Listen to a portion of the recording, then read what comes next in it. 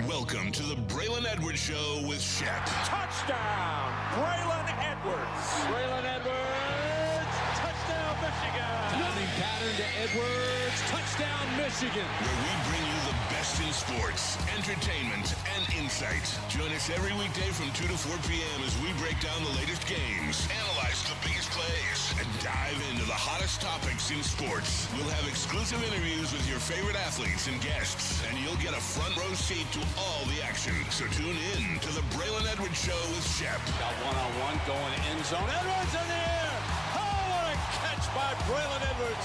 His second touchdown of the game. On the Woodward Sports Network, where sports comes to life.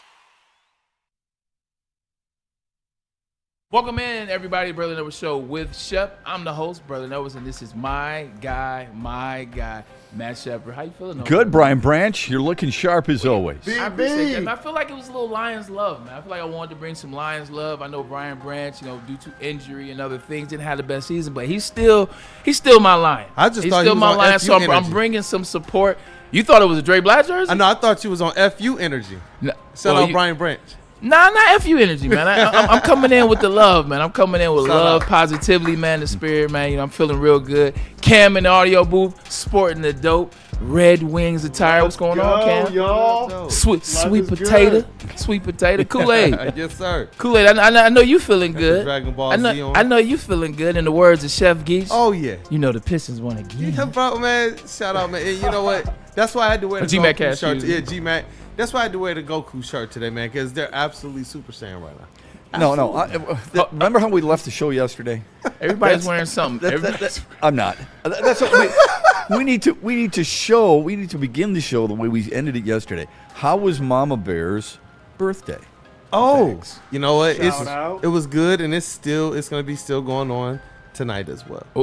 Now when you say, you know what, I'm not I can gonna share cry. the details of tonight, though. What's know going too on much. tonight? Is you sure? Yeah. What's going on all tonight? right, I can share those details. Last night, it's probably a little Wait a bit minute. more. Hey, you know Kool-Aid won again. There we go. Shout out to you, Oh, man. Happy man. birthday to Miss Kool-Aid. I appreciate man. you guys. That's For sure. awesome. Appreciate you, For man.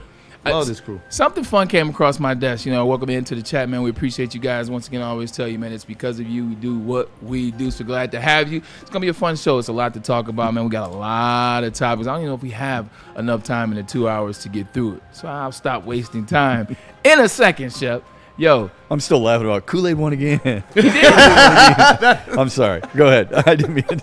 I feel like a Detroit Piston. Yeah, right on. I feel like in the Woodward Sports chat, one of the consistent themes is who supports 16 and who does not support 16. So I'm in the middle. I am in the middle. But if you're looking for a replacement, if you're looking for a backup quarterback, I might have some video footage, man, and you might tell me what do you think about my selection? Okay. What about the selection? We got the video? We got the video. Yeah. Cool. Cam's about to get it right up here, man. Oh, we're gonna put it on the big board, or you gonna put it on Put it the on the TV? big board real quick. Oh. Oh, well, oh, back in his not prime, that I'd take him. I was just about to say, like, that guy right there, sure. Like, I played against him. Yeah, the other one. If that was in his prime. Now, Yeah. today, no thank you. But this, what is this? So this was at the draft. This was the NFL experience, man. You go out there, have some fun, make some throws, nail 3 for 3, man. Just some live. Look at the tight spiral though. Look That's at a the nice. window. That's a nice, easy throw. It's nice and smooth. That's all you need sometimes. You don't have to do too much. See, look right there. You see the grip. Shoo. See, it's look at the spin. Bang. That's not a loop, by the way. How far of a throw is that? See, you can't see it through this video, but if we saw it on the, it's probably about 30, About 30 yards? 25, 30. That's just a flick of the wrist. Look at the flick of the wrist. I got it on tape. Look at Wow. It Impressive. looks a little smaller on the back screen, but you can see it on the TV. Look at that. Whoo, Yeah. Bang. Dang. I like it. I probably could have hit Windsor. When was In the words of Uncle Rico, I take this thing. I'm hit Windsor. Hey, when was this? This was out Napoleon Dynamite. shout out to the draft in Detroit, Oh, okay. 2024. So a couple years ago. Hell of a job by Dave Beach now and the Nobody Detroit does Sports it Commission. better. It was amazing. Oh, they were fantastic. 100%. But this was fun, man. I kind of miss this weekend. It was a lot that they did. Hearts Plaza was up in such an amazing way. Got a chance to find out that the city of Detroit, we have the most That is no joke, NFL man. players in the league. from Detroit high schools. Wow. 100%. Detroit high schools or Michigan-based high schools? Maybe it's Michigan-based high schools. Okay. Maybe it's Michigan-based high schools, but they had a long laundry list. And That's impressive. That's awesome. You wouldn't even think that. 'Cause No. This isn't necessarily a football state by chance. Where would you go? Where would you go with that? If I said to you, this state, fill in the blank, California, Texas. I would have said Texas. Followed by Florida. I would've thought Texas. Followed by Florida, and then Ohio. Right. Ohio sneaks up in there. Same. Then you come back down, maybe Louisiana, maybe. What am I Bama? missing? No, not Alabama. Would you say Georgia? Georgia. Yeah. Georgia for sure. Oh, yeah. Georgia for sure. I think Yeah. that's probably your top 5, 6 Agreed. every single year. Yeah. It's been that way for a very. But if the Lions, Hey are man, it's looking for a quality, not quarterback- quantity. It's not quality. Hey, come on. If the Lions are looking for a backup quarterback, I don't mind. You know what I'm saying? You see the skills. I do. I see the It's a quick skills. release? It's an easy release. It's Easy, over the nice. top. It's very traditional. Nice to see. I'm That's impressed. that's the Stan Edwards, tight. man. That's a tight spiral. Clean yeah. spiral. He leans into it. He's not throwing off his back foot. All right. The The fun- question is, how would you do under pressure? Since that's the big Right. deal on 16. It's okay. It's pressure and what? Temperature. Pressure. Now, temperature, I'm fine.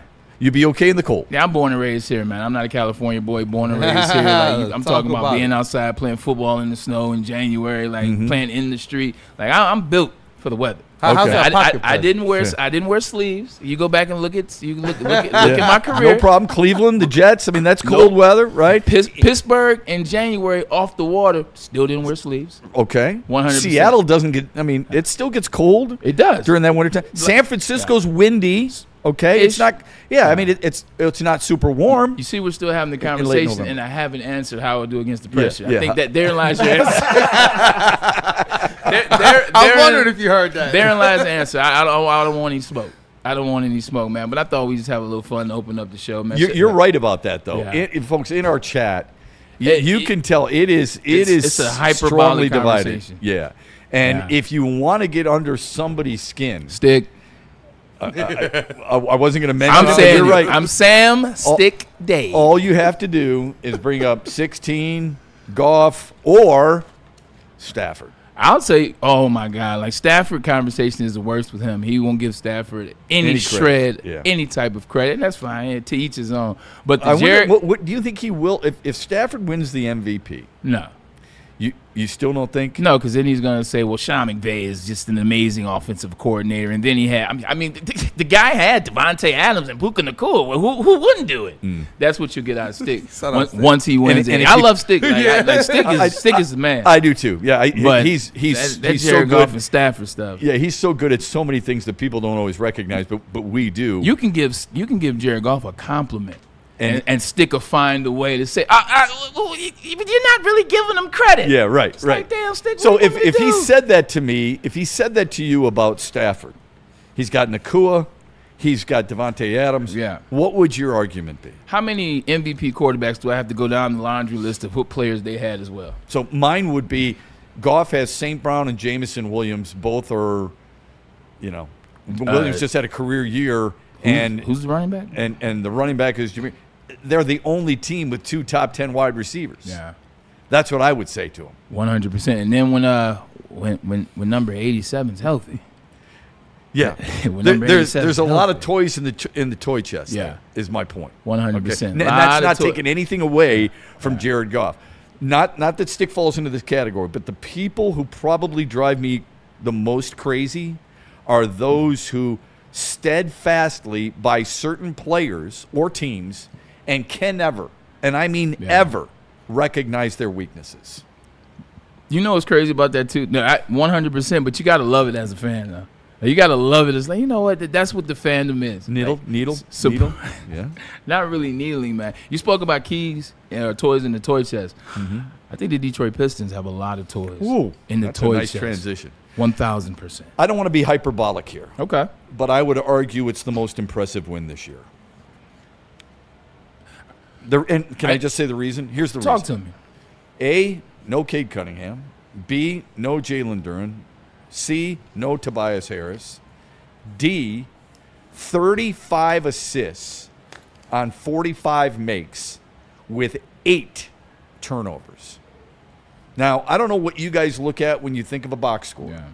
But when I look at the box score, I look at assist to field goals made and assist to turnover ratio.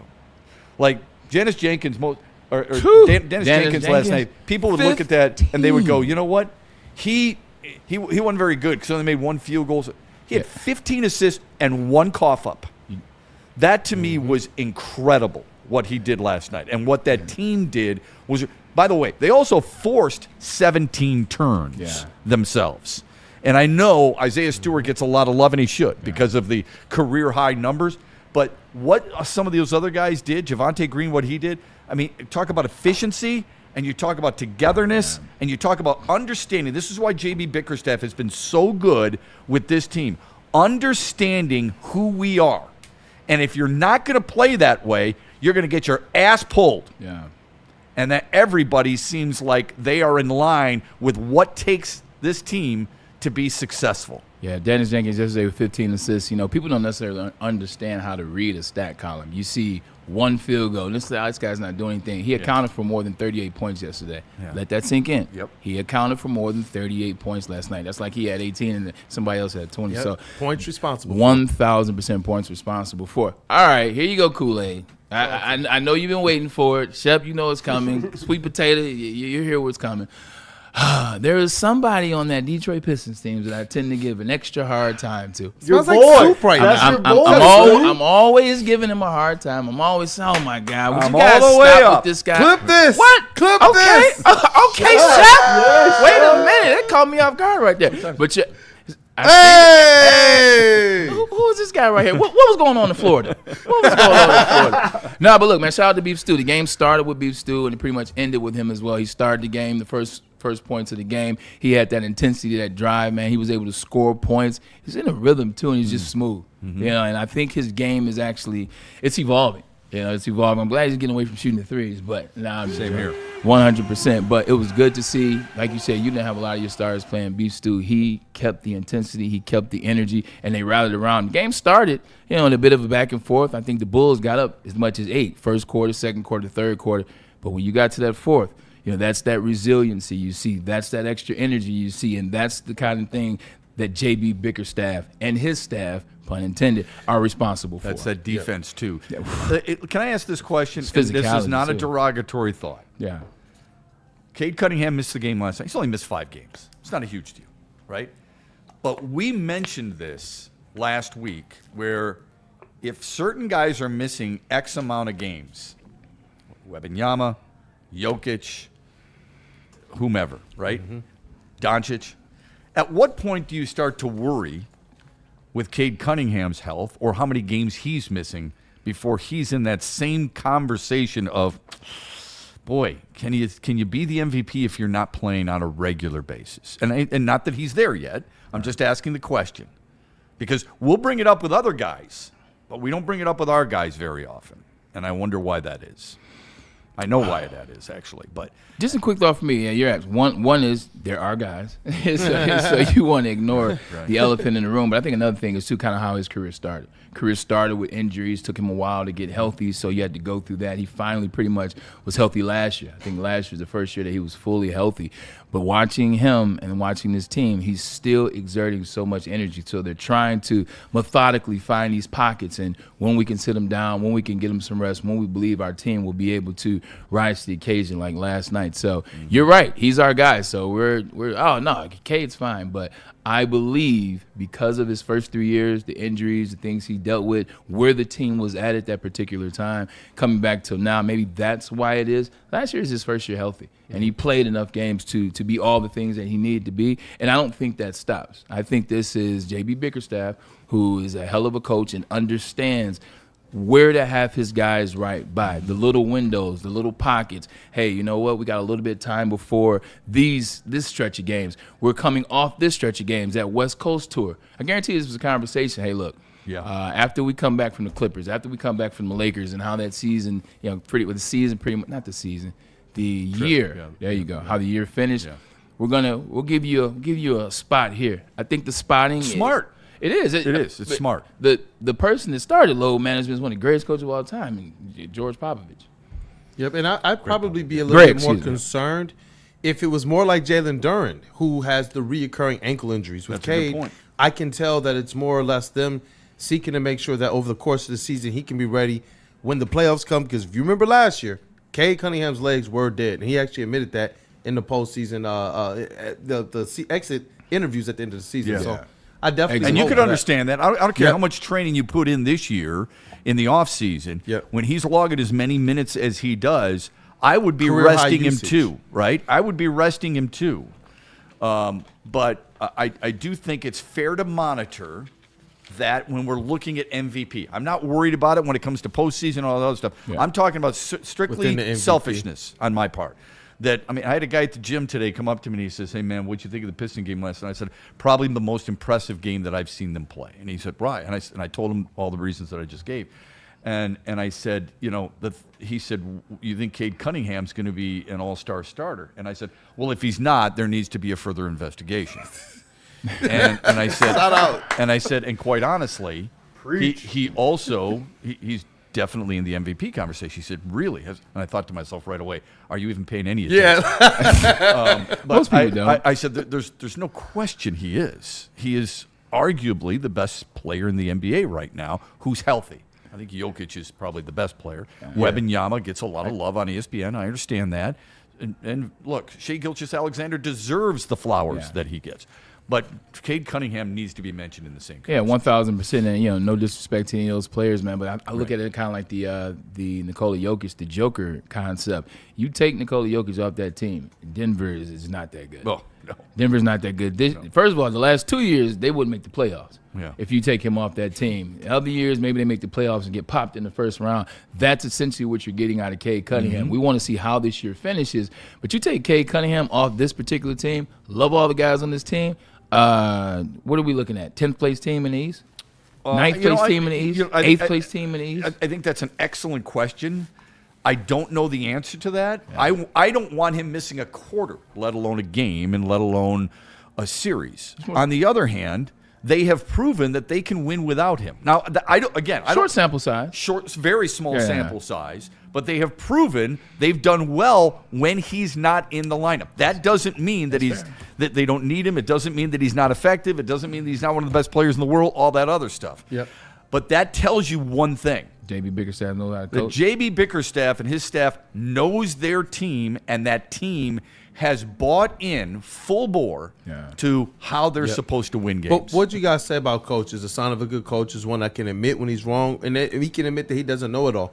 There were things that followed, criticisms that followed J.B. Bickerstaff for most of his career in terms of his ability to adjust, especially offensively. Yeah. Well, he went during the offseason, and he brought in, before he got here, Luke Walton and I was about to say We Nate don't Burleson. mention Luke Walton's Kevin name Burleson. enough. That's what I'm saying. Those guys are good, and he's a former head coach in this league himself. And I believe that him going out there and making sure to take the same approach to the coaching staff that they did with the front office, I thought that was brilliant. And these young players are developing, in my opinion, at a rate that not a lot of us thought they would. Jalen Duren stepping into what we're seeing right now isn't what a lot of us thought. We wanted it. And I think he might have even shown a little bit more. You look at it even like a beef stew, and Dennis Jenkins and Jamel McMillan, son of legendary Nate McMillan. He's an organization. He's not just with the Motor City Cruise, but I see him in those Pistons practices as well. Nate Burleson's brother. Yep, Kevin Burleson. The only thing I would say to that is the reason I wasn't part of the network yet, but when they hired J.B. Bickerstaff, I literally stood up, saluted, clapped, high-fived, low-five, whatever you want to do, all right? On the slip side. Whatever you want. And the reason I said that is because... Slip this side. Slip this side for me. It's because of how good he is at developing young players. This doesn't surprise me. It does not. What surprises me, probably more than anything, is the ability to get as much as they do out of players who have inconsistent minutes. Yeah. That's really impressive to Always me. have them ready to go. And by the way, just so we're clear, Cade Cunningham, by them winning last night, I believe they have won every game that he has not played.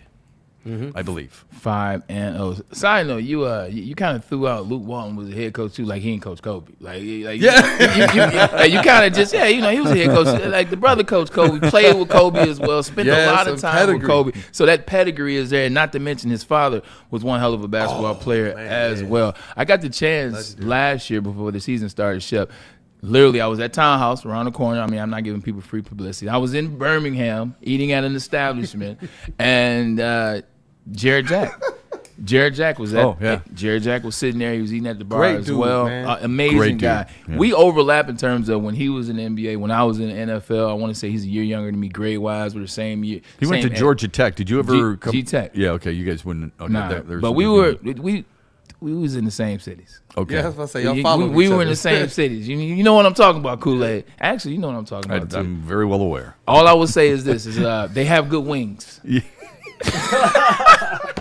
The establishments had good wings. No, but just joking. They Sitting have down, drink specials too, from what I understand. They do. You know, so it's a minimum. For what you heard. It's a minimum. For what he's heard. 100%. Shout out to Lou Will. You know what I'm saying? I went for the wings. No, but sitting at the bar talking to him, and this was before the show. He was just talking about the players buying in, talking about what JB was when he was in Cleveland, talking about how much fun it is. He just kept talking about fun, kept talking about the players having fun, but he said the players are having fun learning how to do things the right way. Like, that's still with me, and this is before the season. I said, okay, well, the energy sounds good. I think it'll be a better season, but we'll see. It's gotten better and better and better. And every time I run into Jay Jack, he always gives me that. Told you. He's a good dude. So he's a great dude. So shout out to Jay Jack too. Yeah. So and shout out to all the coaches for getting them to good buy in staff. and getting the right people. I think that's undervalued. We've talked about it. The word is culture that everybody refers to. So what Brad Holmes and Dan Campbell have done with the Lions, people believe that everybody's bought into the culture. Doesn't always result in wins, as you know. No, it doesn't. But there's no question that the Pistons have a certain culture.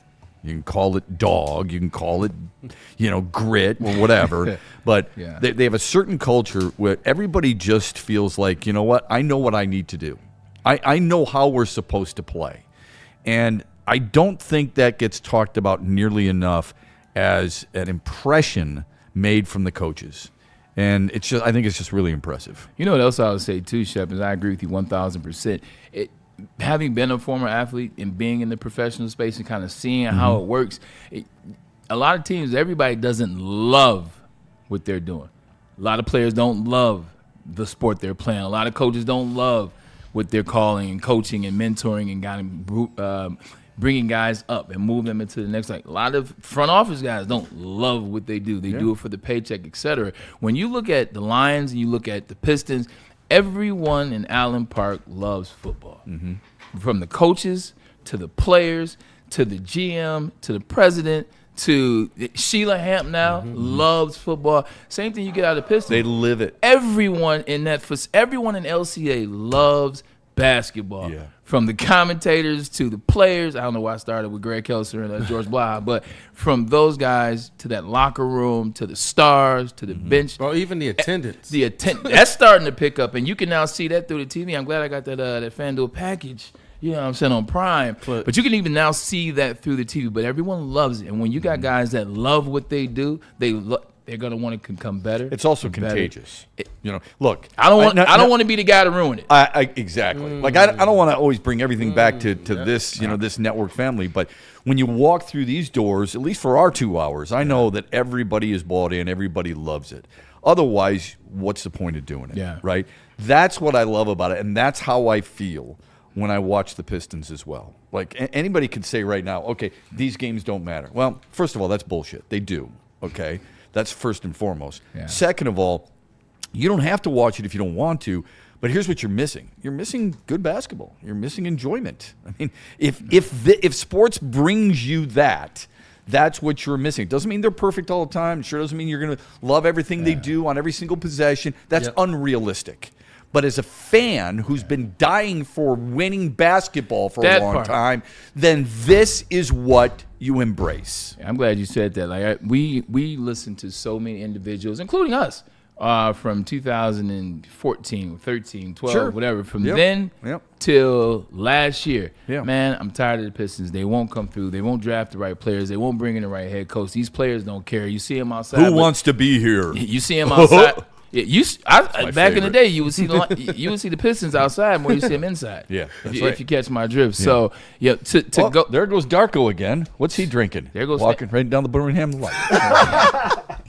there goes Stanley Johnson. Anyway, never mind. But but now to have a team that provides you with energy, to provide you, especially in an era where it's so much money going around the NBA. You look at teams and you're like, oh, they're not bought in. But you look at that roster and what guys are getting paid. How you not bought in and you making this? Right. Yeah, like as a squad, it's a breath of fresh air to live in 2026 and what it is, and watch a team like the Detroit or even like OKC. What OKC does is very impressive to what they make. But the Pistons, very impressive living in this space. Very impressive. I see Artman Driver in the chat. He says, I haven't had this much fun watching Pistons basketball in ages. And that's what we were talking about the other day. Sometimes I forget because I saw the going to work Pistons. Like our friend Jeff Arfredi, he was like, bro, I didn't really get to see that. They've sucked my entire life. And the playoffs we had were just kind of mad. He was like, bro, like our best player was Blake Griffin. And there was no hope after that. And so to see them actually back now with hope, with a good young core, and you see that they, Shep, I think it's good that they can win these games without Cade Cunningham right now. Now, if someone was going to zero in on them in a playoff series, you want them in there. Yeah. But to know that you can afford to have this guy get some necessary rest, I think that is awesome. It's like everything that they're doing right now is coming up 7-7-7. I do believe it's because everybody's playing for each other. Yeah, and it is right earned. You got to admit that. It is earned. There's nothing we can get. Like if somebody said to me last night, well, yeah, but the Bulls were without Josh Giddey, I'm going to punch him in the liver because Detroit's without their three best. Could you say their three best players? Three of their best players for sure. They're two All-Stars. Here's what they missed last night. In case people were wondering, they missed 60 points per game, 21.5 rebounds per game, and 13 assists per game. 14 assists. I'm sorry. That's what they were missing. 60, 21.5, and that's a whole lot. 14. Yeah. That's a lot of production. All right? And usually in the NBA, how deep are you really going to your bench? I mean, you're going 9 guys, maybe total. Your starters and then 3 or 4 guys, right? That's about it, okay? Yeah. Maybe you'll do that in the preseason. You do it if you have to. But during a regular season game, now J.B. Bickerstaff and his staff can look down the floor, look down the bench, and go, you know what? I can put just about anybody in there. And I know what I'm going to get. I don't have to leave them in there for a long period of time, but I know what I'm going to get. That is a ton of statistics. 60, 21.5, and 14. That's mind-boggling. 1,000%. And how that's able to be accomplished is what you talked about in the beginning. It's the personality, it's the identity, which is defense, it's physicality. They struggled offensively in the first 3 quarters. There's no shame in that. But what they do defensively, they kept Chicago where they wanted them to be. They kept within striking distance. They kept it till they get to the fourth quarter where they're a much better team than a lot of teams in the NBA. They turned it on in the fourth quarter. Chicago missed 12 of their first 16 shots. That's defense. That's not guys shooting open shots. That's physicality. That's being tired. That's being pressed. That's contested shots. 14 of the first 16 shots in that second half. So it's the defense. That's how they were able to do it. And finally started to catch. One guy gets hot. Here comes Lanier starting to get hot. And then the rest is history. Chaz Lanier, not Bob Lanier. No. God rest his soul. Last night, though, he had, 9? I don't want to say he had 9 in the fourth. Specialist, man. Yeah, good for him. I was excited for that draft pick. Yeah, that's a really cool thing. I Am Salty says this is a basketball and hockey town. I'm not going to go that far, all right? Because last year when the Lions were 15-2, we've felt nothing like that. Nothing like that since perhaps the Cup years, perhaps the Pistons championship. Everybody loves winners. I get that.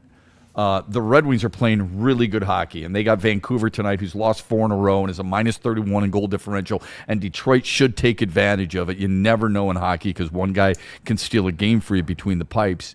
I think because it's basketball and hockey season, it's great for us to say that's what kind of town it is. You got to be careful there because when the Tigers are playing really well, and they were the best team in baseball until they, just crapped their pants, everybody thought it was unbelievable at vibe and atmosphere. And then last 2 years with the Lions, think about the vibe. So I'm going to pump the brakes just a little bit on what kind of town it is. Let's just call it a winning basketball and hockey town right now, and I'll be fine with that. Yeah, the block is about to be hot, especially if both of those teams make the playoffs. That Woodward corner is going to be so dope. because I think we're gonna have baseball going on during that time too. Yeah, and then Hopefully you got Michigan and Michigan State basketball, and you got Oh, Michigan and Michigan State it's gonna hockey. be hot. I mean, those 4 teams, as well as the hockey and basketball team. got a lot to be, There's a happy lot to be about. proud Yeah. of, All right? popping. Man, see, now you say all that, man. Now I'm depressed again. now I'm depressed again because everybody wants to come out the woodwork and start balling. Michigan balling basketball. Everybody want to be Michigan's balling. balling hockey. Michigan State's balling basketball, hockey. Here come the Pistons. Here come the Red Wings. Where the Lions at? Jesus Christ. Yeah, they were supposed to be the main course. Yeah, speaking of the main course, somebody going to be at that podium at 4 o'clock, man, and I can't wait to see what he has to say. We have questions, thoughts, all that surrounding Brad Holmes at the podium. I would argue it's his most important press conference Since the first one? since the first one. So he's saying he has to say more than we're good. So yes, he definitely has to. We want to hear what you want him to say. What do you want him to say? We'll get to that when we come back on the Braylon Edwards Show after this from Vin Johnson. Hey, Vin Johnson is the fighter, so let him fight for you. When you get into a situation, when you get into a pickle and you need representation, make sure that first call, not the second, not the third, before you call your husband, before you call your wife, you make sure it's Vin Johnson you call, because Vin Johnson Law and his crew, they get things done. Whether it's a settlement or a verdict, doesn't matter. You know what I'm about to say next. What I'm about to say next, Cam, they want all the smoke, and they'll bring it to your front doorstep. The fighter, let him fight for you. Find him at venfights.com. It's a busy night tonight. You got the Wings Woo, and the I'm Canucks. excited. And you've got game 1 of the college football playoff semifinals. Ole Miss will get ready Trinidad against Miami. Where are you going to watch it? If you're not watching it at home, you should be watching it at Art and Jake's Sports Bar and Grill. They've got 80 TVs that will be balanced with some college basketball, Red Wings hockey, college football. They've got 22 draft beers on tap for you. A fantastic and delicious menu. Art and Jake's. Find one of their 6 locations today. Planet Fitness now has even more best-in-class strength equipment. Join today for $1 down and save. We're stepping it up. We're not slowing down. Finding new faith, new focus. Love that new equipment smell. So, you in? Join the club today. Save when you join for just $1 down, $15 a month. Planet Fitness. We're all strong on this planet.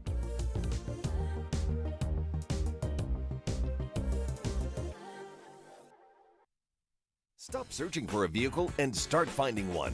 Les Stanford Chevrolet Cadillac makes it easy. We harness the power of multiple dealerships and own the biggest selection of GM brands in the area to get you the car you need. With the Les Stanford Group, you'll have access to 4 different dealerships, providing you with more makes, more models, and more choices. We're connected to more than 1,000 vehicles. And with so many high-quality CPO vehicles available, you'll find new car quality at pre-owned prices. You can start and end your search at lesstanford.com today. Is that an octopus in your pants, or are you just happy to see me? See what I did there? Go Red Wings! From Octopi experts, Woodward Sports.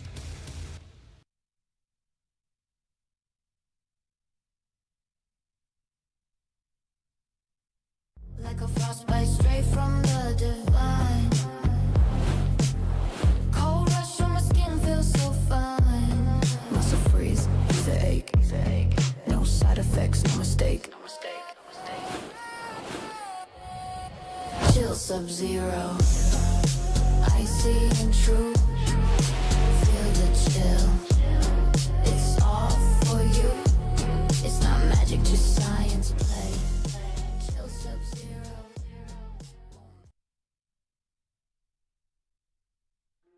Why do we fight? We fight to protect the innocent, to hold the powerful accountable, to bring the oppressors to justice. Why do we fight?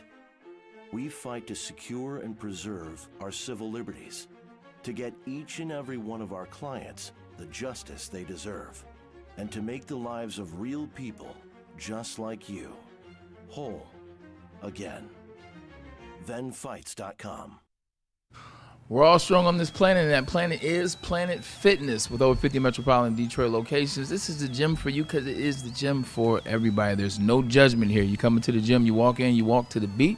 of your own drum, man. You come in and have a good time. There's trainers also on staff to make sure you know what you're doing and where you're going. And also, the main thing, it's extremely clean, squeaky clean is how the locker rooms are. Come on down to Planet Fitness.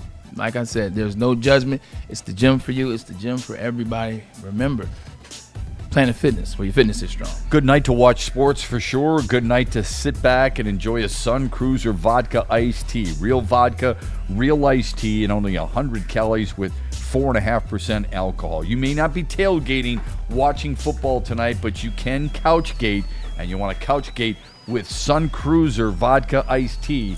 Please drink responsibly. Oh, man, we are back, and I'm seeing these comments starting to roll in. Comments starting to roll in a little bit, man. About Brad. I'm salty. Says Brad Holmes press conference is at 4, and I believe he's not going to really say anything that he means. I'm like, come on. Well, say anything so that means anything. So I appreciate that, but that's not the question. The question is, what do you want him to say? Yeah. And Braylon and I have got some ideas. Cam's got an idea or two. Kool-Aid, he's not going to be Brad Holmes. He doesn't have to answer this. And this is no one specific. Yeah. It doesn't have to be in specific order, but let's just bounce a few things of what we're referring to. So one of the things I'd love to say, what's the timeline for an offensive coordinator? We're good. Okay. Okay, Brad, can you leave the podium, please? I swear, man, if I get that. Can somebody turn Brad Holmes' mic off? If I get that, man. Turn Brad's mic off. But what is the timeline, and what are you looking for in an offensive coordinator? What am I hoping to get out of that? I want to know specifically if he's looking at guys right now, or if there are guys on certain teams right now who might be, not OCs, but quarterback coaches or whatever, that he might want to look at. How do I gauge that? Well, if he says we're going to wait till after the playoffs, then I know that at least there's somebody in this NFL tournament still alive that he would look at. And when I say, what are you looking for in that OC? I'm trying to get some type of reveal on whether or not that OC is going to call plays. Yeah. Because I don't want, with all due respect to Dan Campbell, I don't want him calling plays. That's the reason I asked that question. Go ahead. Yeah, and that's fair. You know, at the end of the day, there's some coaches that can do both, and there's some coaches that are damn good head coaches, and that's where they stop. And, you know, I think we're seeing that could be potential for our coach. I think he's a damn good coach. I just think he needs an offensive coordinator. Yep. And I think we may not get that question answered at the podium in totality, because I think that's a Dan Campbell / Brad Holmes deal, but that's definitely something that I want to see. Where's your head at? What are you thinking? Is it a wait till the playoffs are over? Are you looking at some coaches already that, you know, some passing game coordinators, et cetera, or do you have your eye on one of these coaches that have been let go? But I think there are like 5 ways to go for me. I think the big thing, we keep talking about it. What's number one? What is the plan for the offensive line? Mm-hmm. What is the plan for the rebuild of the offensive line? Are you drafting a tackle? Are you going to get Tyler Linderbaum or somewhere in that? Because there are some other available centers in this free agency market. What does that look like? What are you drafting? What are you going to free agent? What is the plan for the offensive line, considering what they looked like last year and who may be retiring? Mm-hmm. What does that plan look like? So I think that's an excellent question. I'll be Brad Holmes when you ask me that question. Ready? I'm not going to reveal who we're going to target in the draft. And I sure can't talk about free agents yet. But we will upgrade our offensive line. We understand that it's needed. And what was once a strength a year ago was a weakness for us this year. We think Ratledge had a really good season. We think we have the best tackle in football in Penei Sewell. We're still talking with Taylor Decker to see where his future lies. But we do, and we are high on Christian Mahogany, but we do understand that we need to upgrade it some way. I'm not going to reveal our plans to you.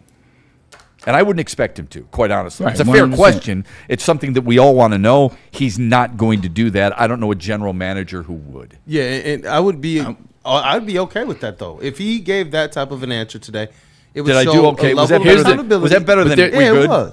There's a backup question. It was. Okay, there's a backup question to that. Good. Brad, Braylon in the back. Brad, I appreciate that. But, hey, how you doing, brother? Edwards here with the Woodward Sports News.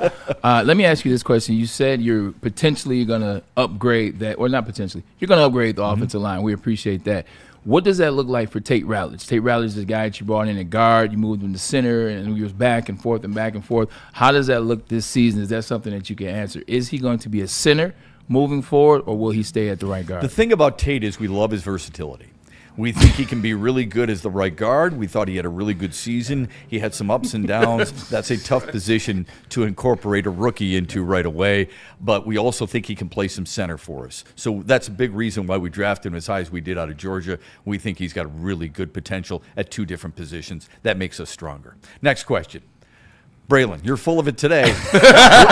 Woodward Sports, let's go. My mom sound full of it every day. This is a thing I don't think he's going to be asked at the podium, or damn sure not going to answer, but go for it. Brad, the project picks. This is something that's come about over the last couple of years. Maybe it's Giovanni Manu, maybe it's, you can go down the laundry list of who it is. But what do you feel as in this draft? A lot has been said about not having the depth in season when starters get hurt because of these whiffs of the project picks. What your thoughts are on 2026, the draft, and the project picks, et cetera? I like playing this role. I do. I like asking these questions. I think they're really good questions. They questions. said that you just need a villain hoodie on. Yeah, you're right. Really good questions. Shout out Mike G. Okay. Can you, Braylon, can you explain what you mean by project picks? I'm unfamiliar with the term. No, you're not. There's been some picks that you drafted since the 2021 draft, either second to fourth, fifth round, because once you get past that, I don't think we can put that on you.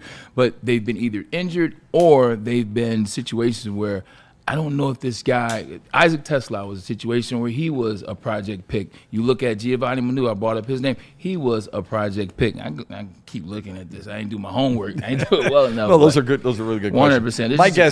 My guess is, and we don't have to. Ennis Rakestraw is a project pick, realistically. Yeah, well, I think when they draft, we don't have to play the role any longer. I think when they draft him second round, I hope it's not a project pick. If that's a project pick, then Brad Holmes might be on the hot seat for me. If I'm using a second round pick as a project pick, that's an issue. If I'm using a third round pick as a project pick, that's an issue. What I would like to know is, why did Isaac Tesla play so few of a percentage of the snaps when you moved hell and high water to go up in the third round and make sure you got him? That's what I want to know. As we were losing pass catchers and getting some of them injured and having to play through it. Or maybe what held him back from more percentage. Different ways that you can do that. I'm not going to ask him yes or no questions. The other thing I want to know, what type of cap issues are you facing? Yeah. And if you could adapt or adjust from one thing of your philosophy, what would that be?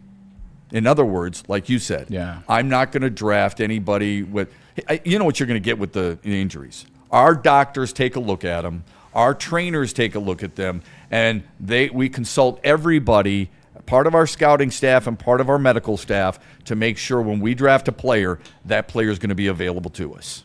That's a standard line. Yeah. You guys know this. I've been at too many of these to understand where they're going. I want answers on certain questions, but it's the way we ask them is how you're going to get the answers from Brad Holmes. That was what was interesting about the Pistons media day, and kind of how open this current regime is versus some of the other, front offices and coaches. Well, that's because nothing's kind of blown in their face. True that. I mean, not yet. So that's an easy thing to do, and it's a lot easier to rebuild a basketball team than it is a football team. Less players. Here's a question that I don't believe he'll answer, but this is one that I would like to be asked. Okay. Now that this 2025 season is over, if you looking back at the 2025, looking back, this is why I'm not good at this. I wouldn't last long because I get mad at myself. You'd be fine.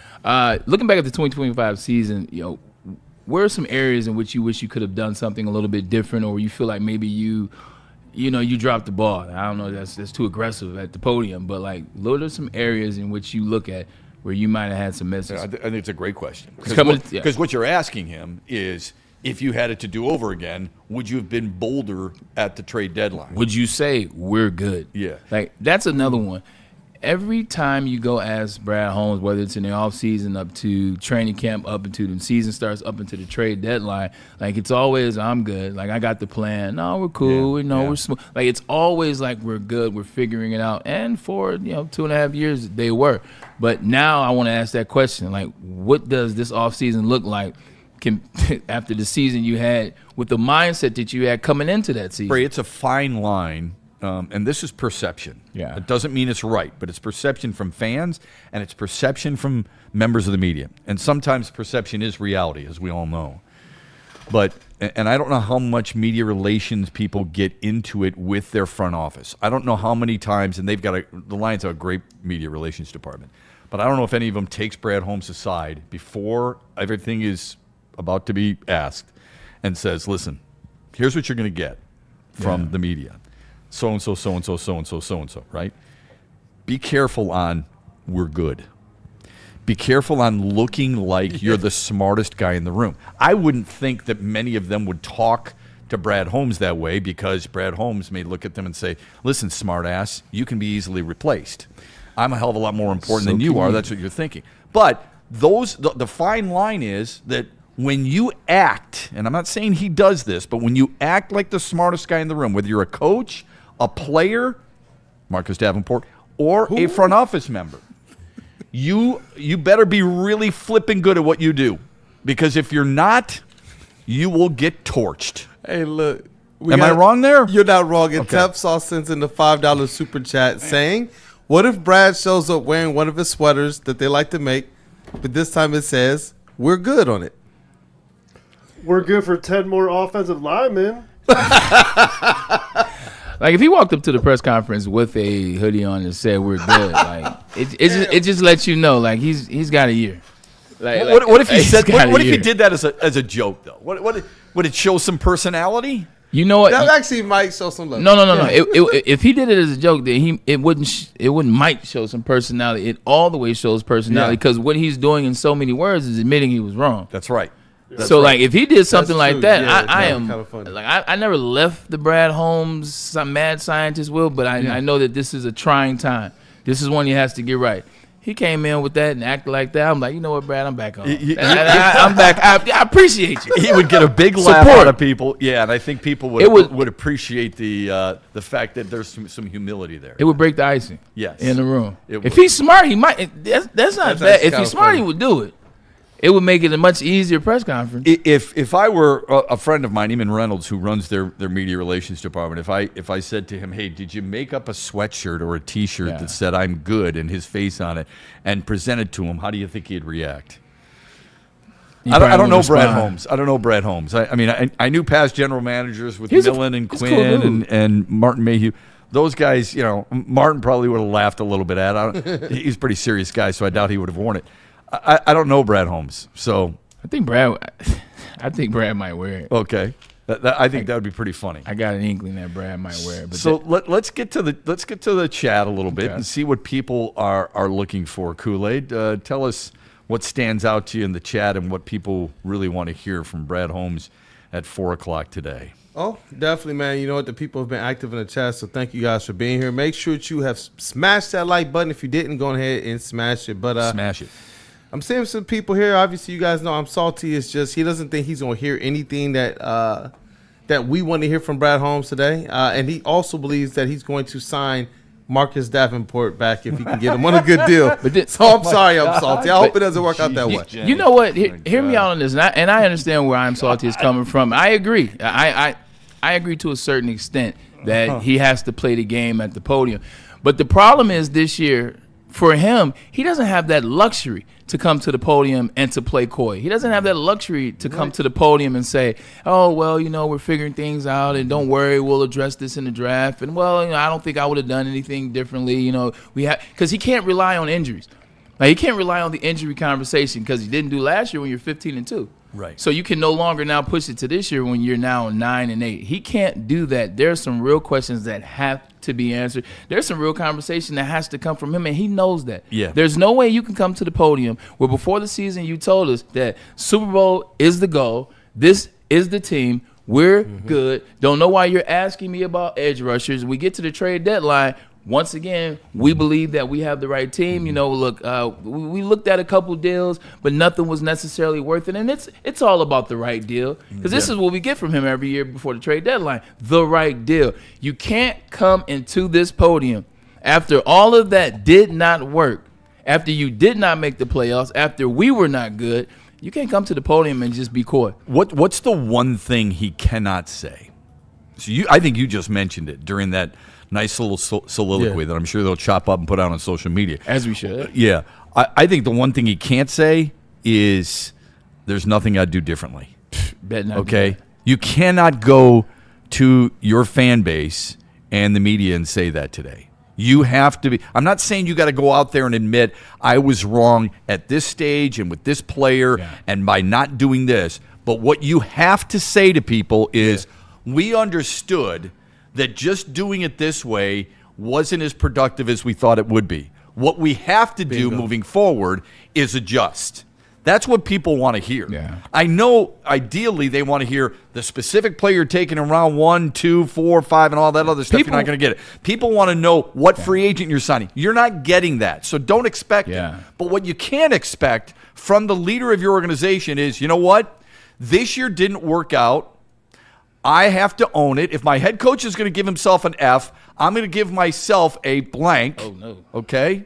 Oh, yes, it's true. I saw it behind me. And what you can't do is say, hey, we're going to run it back this way, and there's nothing I wouldn't do differently.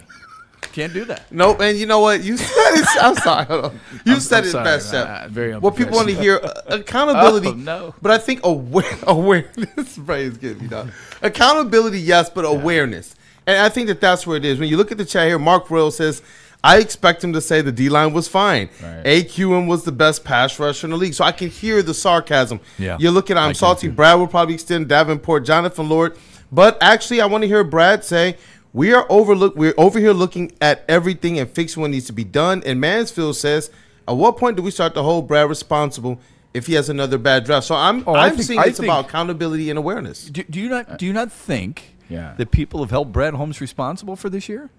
I think they have. I think they want to hear more accountability from, I guess, Brad than the we're good version of Brad. So two things. One, you'll never hear a GM. You'll never hear a coach. You'll never hear the words you're looking for. Like you're looking for two words. Right. You're looking for I'm wrong or I was wrong. Exactly. I am sorry. Those are 3 words, 6 in total, that you're not going to hear from any GM. So you're not going to hear that. But to what you were saying, Shep, that's along the lines of what you could expect potentially to hear and what a GM could say. At the end of the day, if I was Brad Holmes, I get up to the podium, I say, look, because they're going to ask the question, and the question will be answered.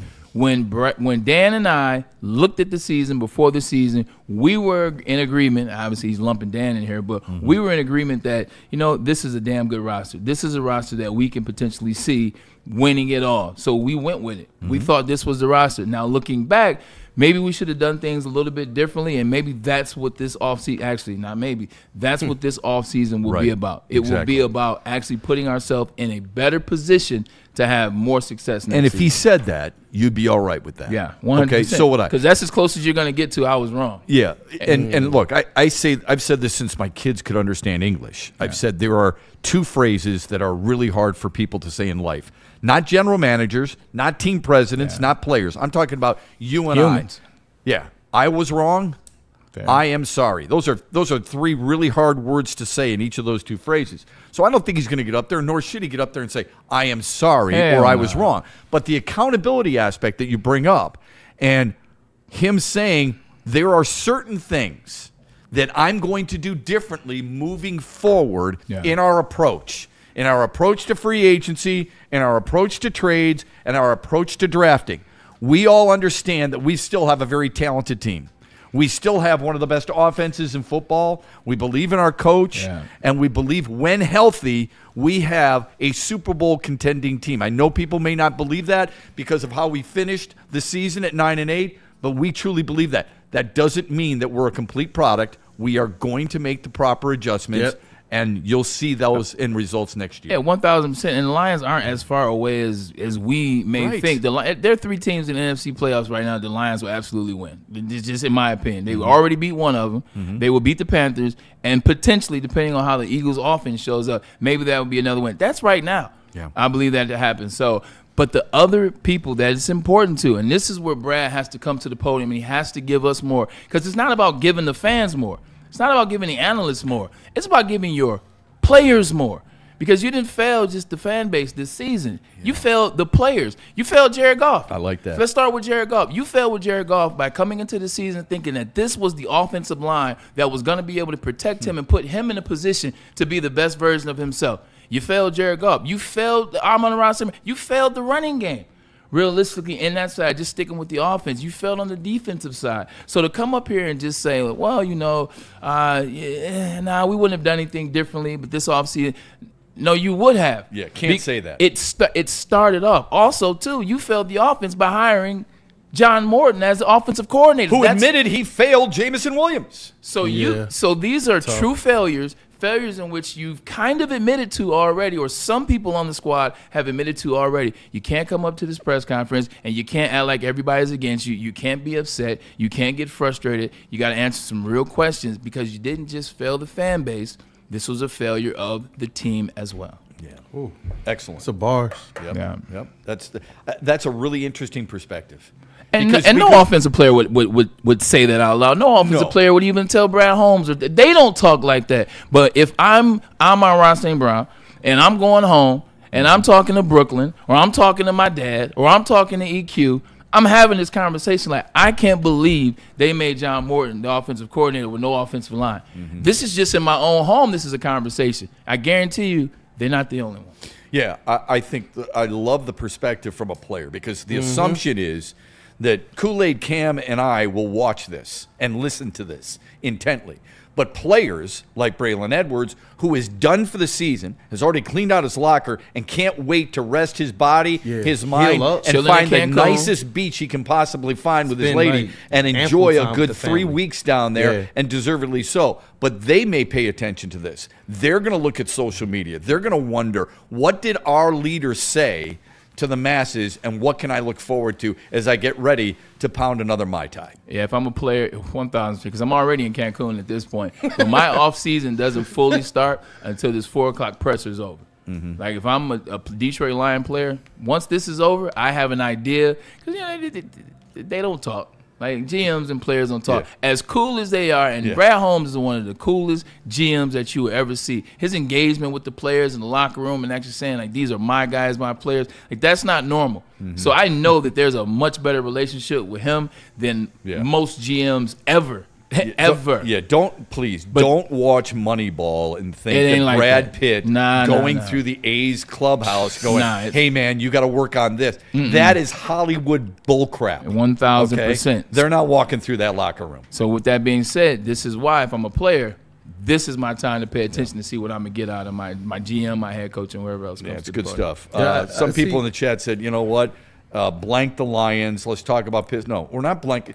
No, dude, the come on, press man. Conference this is the largest press conference. If you can't see that, then you're in the wrong place. I'm sorry. And I love the Pistons. Okay? I know it. It's 258. We will get to the college football playoff. We will get back into some Pistons. We will get into the Red Wings. Yeah, we talked Wings. We talked Pistons. We love it. Okay, but this is a really important day today. Yeah. Somebody said Brad needs to admit first that we're not okay. Okay, I don't think we're going to get that. Yeah, Michael Wary. His plan in free agency to plug our holes. Again, he's not going to tip his hand to agents, players, and other teams, even though we'd love it. And third, what he's looking for in the draft, period. He's not going to do that, Michael. I mean, I would love that. That's what we want.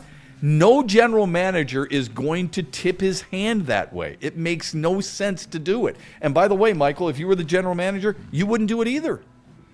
It just doesn't make sense for them as a general manager. It makes sense for us as the media because we always want information, and it makes sense for you as a fan. I don't blame you for asking that. It's just not going to happen. Speaking of draft, I know where you lie on this, but I'm still going to ask this question out loud. Is this a best player available draft, or is this a needs draft? So I'm that always first round, second best player. I am always best player, but I will say this: Taylor Decker retires. Is it still best player? I have been ridiculed. Well done. Dang, we're already. Oh my God, we're already here. Mock draft season. We're already here. Detroit Lions. I have been ridiculed in the past, and I'll continue because I am a massive believer in loading up on the big guys up front, offensively and defensively. And people are constantly saying, why do you like guys like David DeCastro? Why do you like guys like this, and then Frazier from West Virginia and all this other stuff? Okay, I get it. Okay, you're not happy with me. I think it's really important. I think it's vital. Okay, and I think they make everybody better. So for me, I hope that there is a player there that they value enough on their board as best player available and need at the same time that falls into that category. Yeah. Okay? That's a kind of a cop-out, so I apologize. But I'm not drafting a guy just for the sake of drafting a guy. I'm going to draft the best player who's going to help the Lions win. They've got to address their needs, though. They have to. I think, 100%. I love the offensive line play. Look, I was against always drafting offensive line until the 2021 season, and you start to see, okay, well, we had this guy and that guy. You got Frank Ragnow, you got Taylor Decker. You don't need to draft Penei Sewell. You can go. Sure. No, you draft Penei Sewell, and it turns into a whole ordeal. It turns into our identity, and then you see what you can do from 21 to 22 to 23 and 24. So I'm cool with that. I think it's an offensive lineman that I want you to, unless you're moving all the way up to get somebody else on the defensive line. This is a defensive line heavy draft. There are a lot of good defensive line. We'll see We'll see one of them for sure tonight. But there are a lot of good defensive linemen in this draft. So offensive line for me, the value you get offensive line for me. Yeah, and I get it. I think the problem you have with a lot of people in general is we know Caleb Downs is one of the best safeties. All right, we know that Mendoza is one of the best quarterbacks, and Moore is one of the best. We don't always gravitate toward those positions. So I liked Zach Frazier coming out a couple of years ago. Yeah. When I said that, people were like, who? What? Why? And in case people are wondering, he plays for Pittsburgh. He was a second-round pick, like in the 50s somewhere, and played at West Virginia. And he was a really, really good player at West Virginia. He's been a stalwart for them. He was a starter from day one, and he comes in. And I really like him. Gray Zabel last year was another one. Gray Zabel was last year or this year. This year. That's what I'm saying. This past draft. At the guard position. But you know what? In Week 18, this is just Week 18, who had a better grade out? Not Pro Football Focus. Tate Ratledge did over Gray Zabel. I like Ratledge. 16 games. Yeah. What about the other ones? I like Ratledge. I think he's going to be a really good player. They didn't do him. You're absolutely correct. They did not do Tate Ratledge any justice by putting Graham Glasgow next to him in a position, just in my opinion, that he wasn't necessarily fully confident in. Agreed. So he spent the majority of the season really trying to hone in on being the best center that he can be. Well, you know what that means? Look, I've been in this situation. I remember being a rookie. When you're a rookie, like everything is coming at you fast as I don't know what. You're legitimately trying to figure out, I know the plays and this is the adjustments. It's on the field. Oh, shoot, this DB did this, the safety. Oh, man, what was I supposed to do? What was the adjustments on this? Meanwhile, the play is going on. Yeah, right. Like the play is going on, and that's where the veterans come in, and the veterans can help you. When you got a veteran, when you have a veteran that is also doing the same thing that you're doing as a rookie, you can't have success. Like when the guy next to you is just as, oh shoot, what's going on? Oh, that's the call. I think Mike's 52. Oh shoot, I'm sorry, I slipped the hand off. Like when your veteran is doing that right next to you, you can't ask him no questions. You can't get better. Well, through him, you gotta get better on your own. That's tough. Yeah, we touched on this yesterday just a little bit. You know what you would like. Everybody wants Tyler Linderbaum, which I get. He's probably going to command. I see on Sport Track he's commanding an expected $18 million a year. That's a lot for a center. And I don't know what kind of situation Detroit is in financially. There are other guys, and I'm not talking about just Ted Karras, for Cincinnati, but there are some other guys who might be available. Danny Pinter for Indianapolis, you could get a little bit cheaper. I think what you're basically saying is if you're going to – that's why you needed to know about Tate Ratledge. If he's going to be your center, make him your center. But if he's not, keep him your guard. I don't want another Graham Glasgow situation when he was drafted as a guard and played a little bit of center. Okay, we all know what his favorite position was.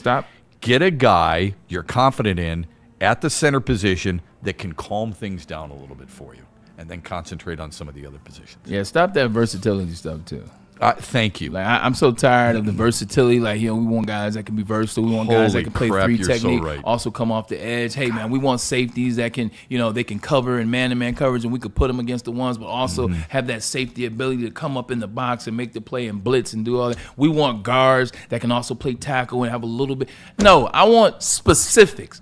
We're now in a position where we want our team. Like, we need to be specifically intentional on the players. I want a center that can bang with the best of them. A center that nobody's getting by me. I don't want to play guard. I never played tackle. I'm a center. You are so right about that. I have said that about so many different positions in the world. A little bit. Yeah. I remember 2012. If you can play a lot, then you're not great at anything. I agree with that philosophy. I really do. But in 2012, Detroit had the 23rd overall pick, and they chose Riley Reef. And I remember asking some of the Lions front office people, and nothing against Riley Reef, because Iowa turns out good tackles, don't they, for the most part. I said, what did you like about Riley Reef? Because the guy I wanted went right after him, David DeCastro, out of Stanford. And they said, well, Riley can play guard or tackle. And I said, well, what about DeCastro? And they said, well, we think he's strictly a guard. And I said, well, but if you're going to get the best guard, why not just get the best guard? Yeah. Why are you getting a guy who is pretty good as a tackle or pretty good as a guard? Give me the best guy at that position, because they needed a guard at the time. What did DeCastro do? I don't know. He went out and just kicked ass for Pittsburgh, helped them win a Super Bowl, was a starter from day one, and was really good moving forward. I mean, as a six-time Pro Bowler. Military vet, too. Was he? I didn't know that. Military vet, too. I think when all this stuff was going on, I didn't think he was, but okay. But he was a two-time All-Pro and six-time Pro Bowler. It's okay to say, this guy's, we think he's the best at this position. Go get him. Yeah. Put him in there and let him play. That's what I'm hoping for. So I love that mindset. Also, too, man, hey, look, man, Tyler Lindenbaum, everything's not looking sweet over there with the Ravens.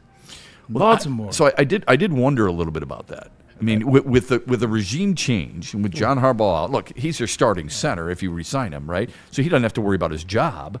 But I do wonder about, is this getting old? How come we're not winning? Yes. I don't care what anybody says. This is an attractive place to play. There is no excuse on why you, other than financial, that you may have put yourself in, that you can't get free agents here. Don't give me this bullcrap. Nobody wants to come to Detroit. You know what? That is such horse shit. I have heard that forever. Okay? And it's wrong. It's flat out wrong. Yeah. So stop with that. Stop believing that nobody wants to come here. There's a lot of people who want to come here and play for this franchise. Yeah, if I'm Tyler Lindenbaum, I'm looking at the situation. One, my offensive lineman coach will be a former NFL center who knows what the hell he was doing to Hank Friendly. By the way, he was a teammate of mine. Shout out, Hank. Two, I'm looking at the skill position group on this team. Not too many better in the league when everybody's rocking and rolling and everybody's healthy. Three, what is the consistency of the chemistry? This team loves each other. Mm-hmm. They play for Dan. There isn't any back and forth, and you got a head coach that's now saying, well, I don't know where my quarterback is at. I don't know what he's doing at the house. Mm-hmm. You got a quarterback that has the game just ended. I don't know. Why you ask me about this guy? And you got all the other things. You got Zay Flowers and all the interesting things that is about him. You got an aging Mark Andrews. You have Isaiah Likely that he don't look like he loves football. Mm-hmm. Like if I'm just watching through the TV, because obviously I watch the Baltimore Ravens. Sure. He don't look like he loves football. Meanwhile, I'm looking through the lens of the Detroit Lions. Hey, the only thing I would ask you, Braylon, what if Hank Fraley is not named offensive coordinator? Offensive line? Yeah, well, I mean he's a guy I would guess is making a pitch to be the OC. Him and Bobby Tanner. And Scotty Montgomery. And Scotty. Maybe Mark Brunell. Like if you're going to talk to David Blau, the quarterback's coach for Washington, why wouldn't you talk to Mark Brunell? I've just never been a fan of offensive linemen being offensive coordinators. Fair enough. I've had two of them, and fair enough. Let me just tell you this: that's why my AC joints hurt on the left and right side. Fair enough. But you know him. You played with him. Yeah. You understand. Is he a guy who would say, you know what? If I get passed over again, because he was passed over this year, that I'm going to go someplace else where I might be able to be just that. That's all I'm asking you. You know him. Yeah. I don't. And guys want to get – Dan is promoted from within. And we talked about this yesterday. He's 1 and 2 in offensive coordinators. He's got to get this right. If it's Hank Fraley, that tells me Dan Campbell's going to keep calling plays. And if it's Hank Fraley, then obviously he's not going anywhere. If he goes outside the organization and gets somebody, Brian Dable, Mike McDaniel, which seems to be a popular name in the chat, why I don't know, then does Hank Fraley leave? That's all I'm wondering. a lot of times if you pay attention, you won't see a lot. They don't go from offensive line to being offensive coordinators. And that's not a consistent. That's not a big thing. It happens, but it happens rarely. If Hank Fraley doesn't make it through this cycle, then I think Hank Fraley's like, look, I'm gonna just rock here, because there are worse situations than being an offensive line coach for the Detroit Lions, who coach actually likes you, and maybe down the line, like Hank's not that old to me. What am I? 43 in a month. Hank's probably 47 or so. And running back coordinator, so he's O-line and running back coordinator. So they did give him an extra title. See, that's why I'm leery on those running back. I mean, the offensive lineman, because he's the O-line coach and running game. But they always want to run the football. We are super late for a break. Play action. I think if Kool-Aid had a basketball in his hand right now, he'd throw it at my head, and I don't blame him. So let's get to a break. Man. That was good. But when we come back, I do, there's a couple of things that I'd like to know. From people in the chat. What is it about certain names on the offensive coordinator list, now that one became available again today, that you want most? Why? Not just the name. I want the why. You know, there's one name that just keeps popping up. Okay, good. Let's get to that after Smoothie King and Sharon's Heating and Air Conditioning. I always tell you, man, Smoothie King is the best place right now to go to get your smoothies. And the reason why is because they use real ingredients, real fruit, real protein. It refuels you, puts the good stuff in your body, and makes you operate at the highest optimal level. That's what Smoothie King is about. That's what the rebrand was about, and that's why we chose to partner with them, and vice versa. Also, you know about that High School Athlete of the Week. Smoothie King High School Athlete of the Week was something that took off last year. Very proud of that, man. The impact that these young kids have today in the community, that's one of the main reasons why we did it, as well as the kids got skills, man. So we want to get a chance to honor them and highlight them. But pull up on Smoothie King 2026. This is going to be a continuation of what they started in 2025.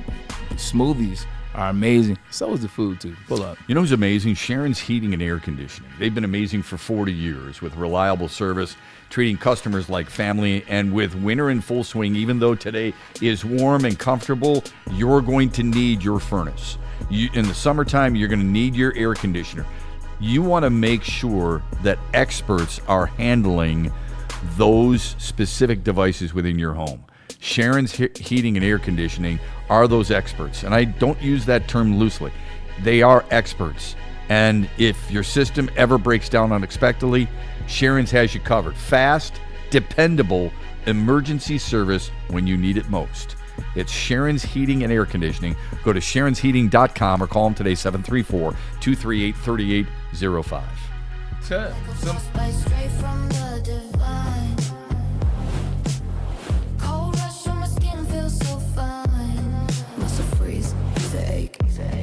No side effects, no mistake. Chill Sub-Zero, icy and true. Chill. It's all for you. It's not magic, just science play. Chill Sub-Zero. Planet Fitness now has even more best-in-class strength equipment. Join today for $1 down and save. We're stepping it up. We're not slowing down. Finding new faith, new focus. Love that new equipment smell. So, you in? Join the club today. Save when you join for just $1 down, $15 a month. Planet Fitness. We're all strong on this planet.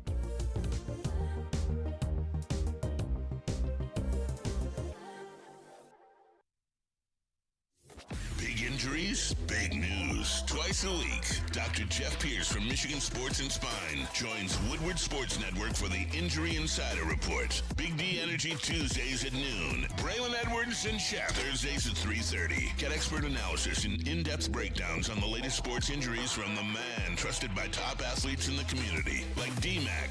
Whether it's the Lions, Pistons, Tigers, or Red Wings, Dr. Pierce talks us through it all. Don't miss the Injury Insider Report with Dr. Jeff Pierce, your go-to source for understanding the impact of injuries on the games and players we love. Only on Woodward Sports Network. Scan the QR code on the screen or go to MichiganSportsandSpine.com to see if Dr. Jeff Pierce can help you.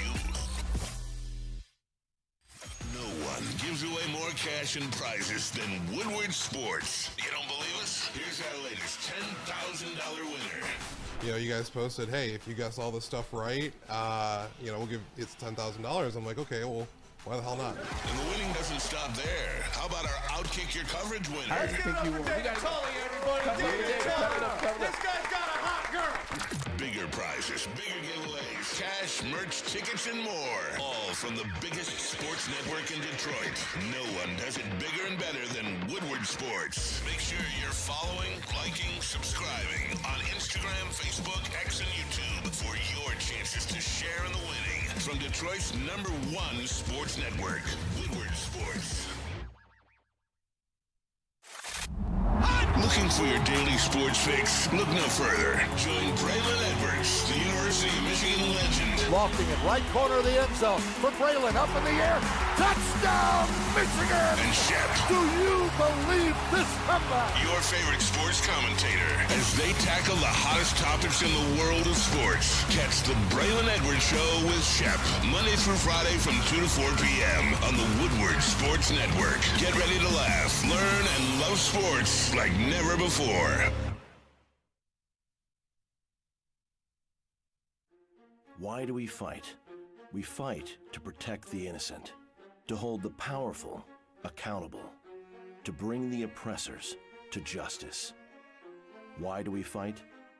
We fight to secure and preserve our civil liberties, to get each and every one of our clients the justice they deserve, and to make the lives of real people just like you whole again. ThenFights.com. Is that an octopus in your pants, or are you just happy to see me? See what I did there? Go Red Wings! From Octopi Experts, Woodward Sports. Game is won in the trenches, and our big fellas don't mess around. The Woodward Heavyweights on Woodward Sports.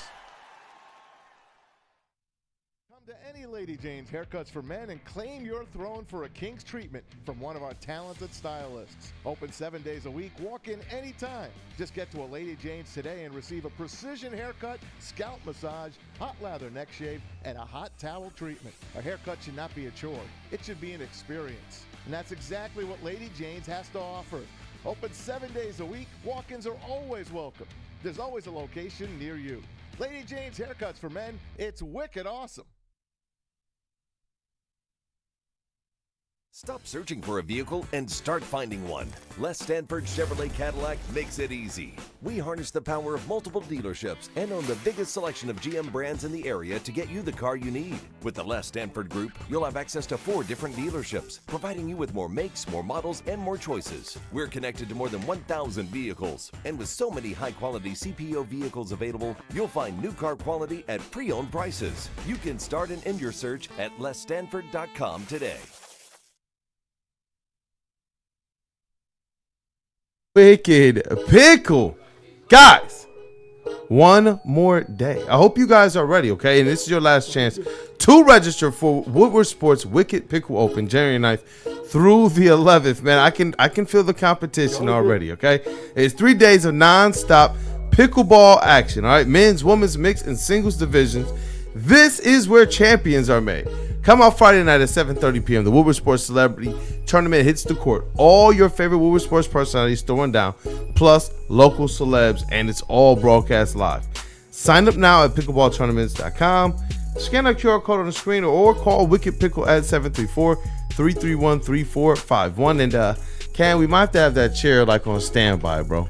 Yes, sir. You already know, because it is a new year and time to up your relaxation game. Take it to that next level. All you got to do is visit Massage Chair House, Bloomfield Hills. It is the largest massage chair room in the whole Midwest, featuring top-tier brands like Infinity and Osaki. This is your destination for premium comfort and cutting-edge wellness technology.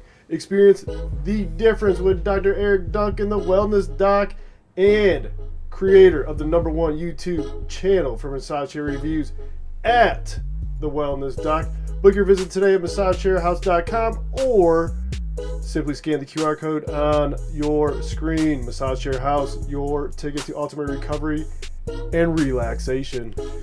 And we back. Welcome back to the show. Hey, I just want to say some special shout outs. One to the chat. Chat, man, you guys are rocking and rolling today, man. The likes, the subscriptions, we appreciate that. The super chats, the conversation is electric right now. Keep that thing going, man. We truly, truly appreciate you. The other thing is, shout out to my guy, Brendan Stanley. You remember him? He used to be in the booth for us. He had some personal situations going, so he's up north, if you will. Great He's dude. still working with us. He's a great dude, and he's clipping for us. He's watching the show. Just want to give you a little love, man, Brendan. We appreciate you, man. I thought you were talking about the former Chargers head coach for a moment. No, that's there. Brandon. Yeah. That would be Brandon Staley. Brandon I never Staley. liked him, so no shout outs. But we always like our Brendan. 100%. Yeah, good stuff. Here's what I need to know in the chat, and the chat's been awesome. It's been active. It's been knowledgeable. I love all of it. Who is it that Mike McDaniel got fired today from the Miami Dolphins? I assume people know that. All right.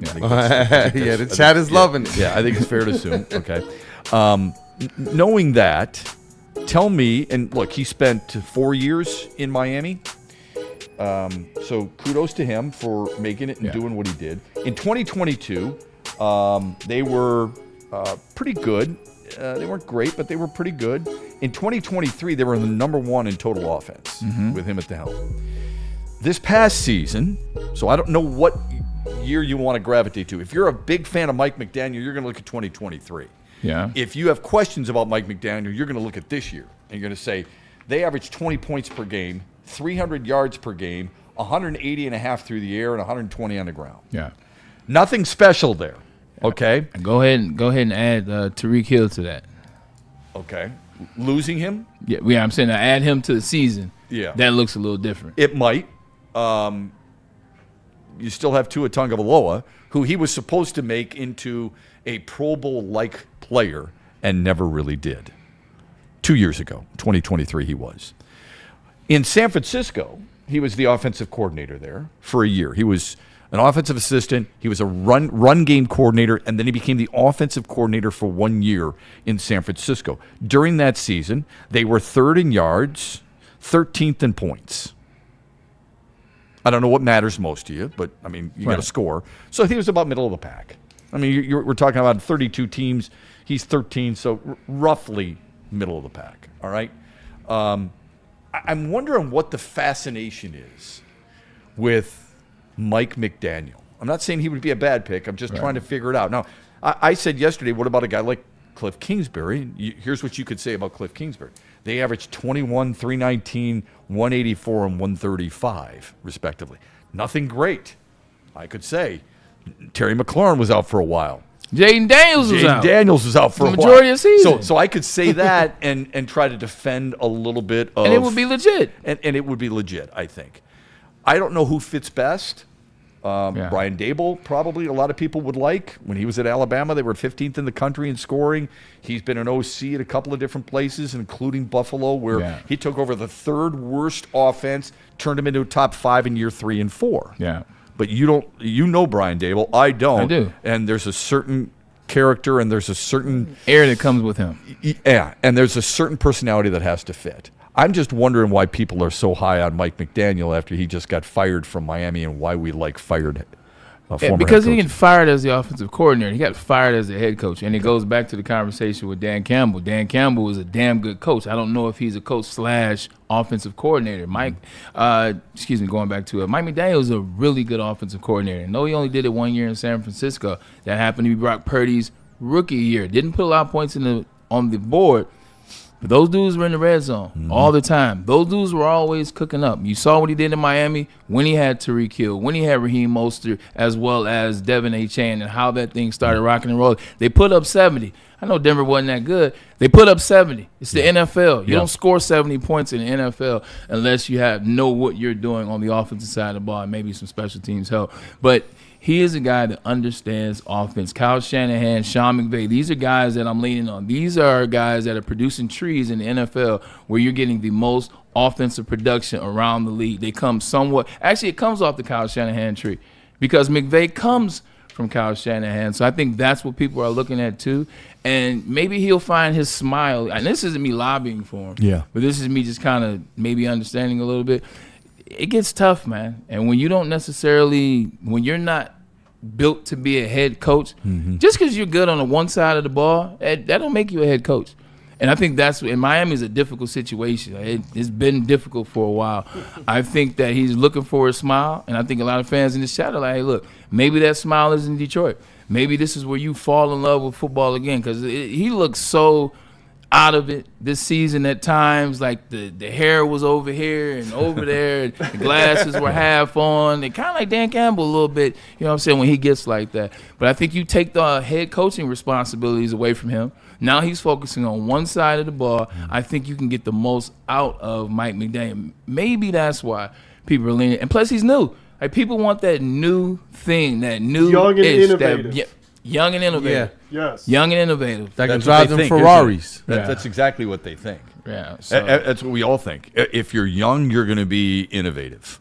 Yeah. That's just the belief. So, and then also, too, it goes back to what you said. This is the premier, one of the premier offensive coordinator coaching jobs in the NFL. Talk about it. It's one of the premier. They're going to fix the offensive line in the offseason. Like, let's give Brad Holmes some credit right here.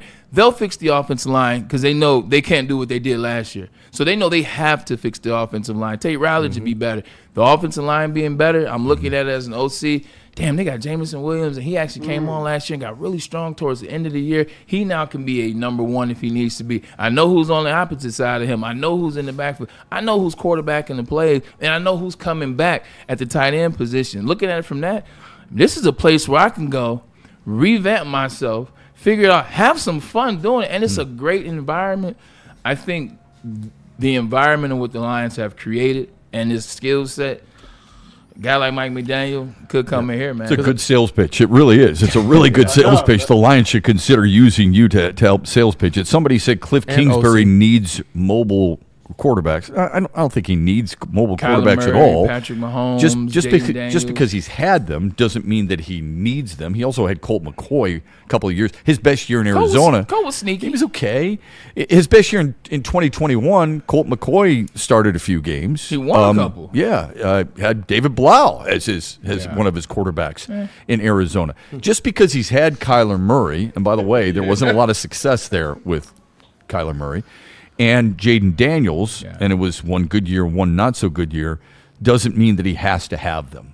I'm not lobbying for Cliff Kingsbury. Yeah. I'm lobbying for experience at the position. And quite honestly, I could care less if teams come knocking on the door and say, I'm going to go take your offensive coordinator.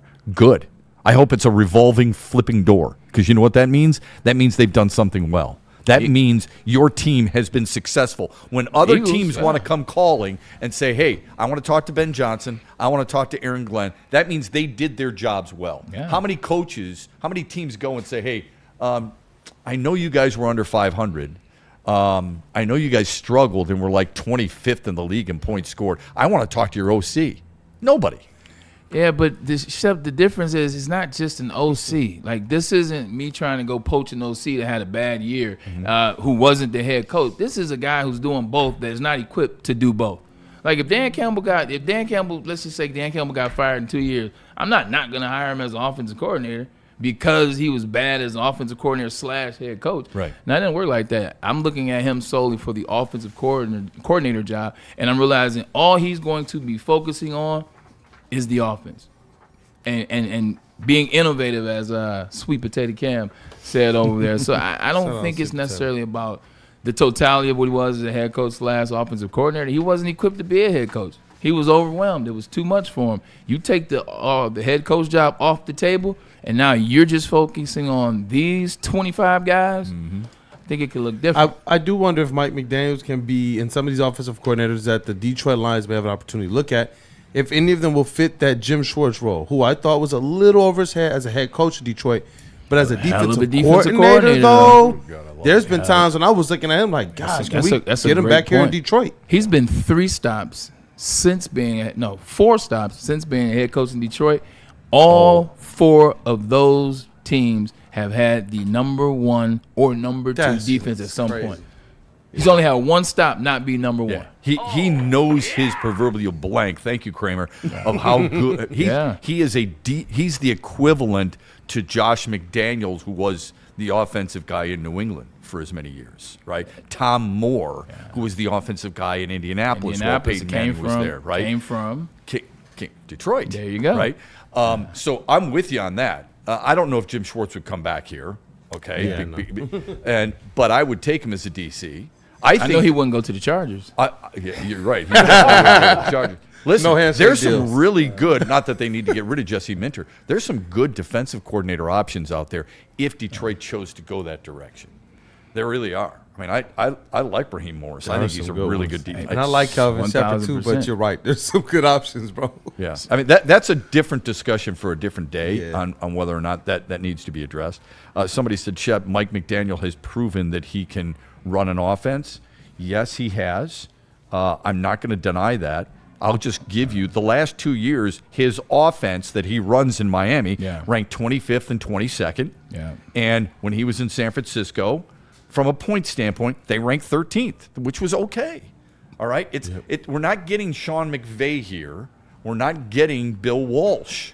Yeah, but also, too, maybe not. I'm not going to say Bill Walsh. Now, I'm not going as far as Bill Walsh, and maybe that's disrespectful to Sean McVay, but maybe not. Like, you're looking at it from the standpoint of what Miami is. I know the players that play in Miami. My home off season was in Miami. Mm-hmm. I know a lot of those guys don't take it serious.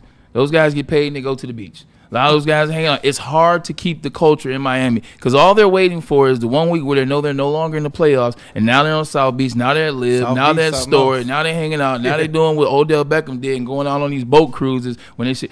Like, this is what Miami is. So looking at from the team, the players he had, he's going to come here. It's not going to – you don't have Tariq Hill. Okay. Like, I love Is that not an indictment on the head coach, though, when he can't get his players? Or no? That's just an indictment on Miami because Adam Gase couldn't do it. He couldn't do it. Nick Saban couldn't do it. How far do I got to go back? Yeah. Right. And nobody has been able to get Miami. When he comes here, he's not going to be dealing with Tyreek Hill. He's dealing with Amon-Ra St. Brown, who's a pro's pro. He's not dealing with Jalen Waddle, who's mad that Tyreek Hill is getting paid. Mm-hmm. He's dealing with Jameson Williams, who told you, I don't care about the ball. So you think that change of scenery and that one goal of just the offense rather than the entire team would make that big of a difference for a guy like that? 1,000%. Because you got one team that cares about money and highlights. You got another team that cares about winning. All right. So you've changed my mind. All right. I still don't want him, though. You still don't want him. Okay. Because I got who I want, though. Oh, are you going to share that with us? Yeah, I want Mike Lombardi or not Mike Lombardi, Nate Shillhouse. I said what I want. Oh, yeah. Because the Rams passing coordinator. This system is too similar to what the Lions do, and I've seen so much success. And I got a little birdie, a little friend out in L.A.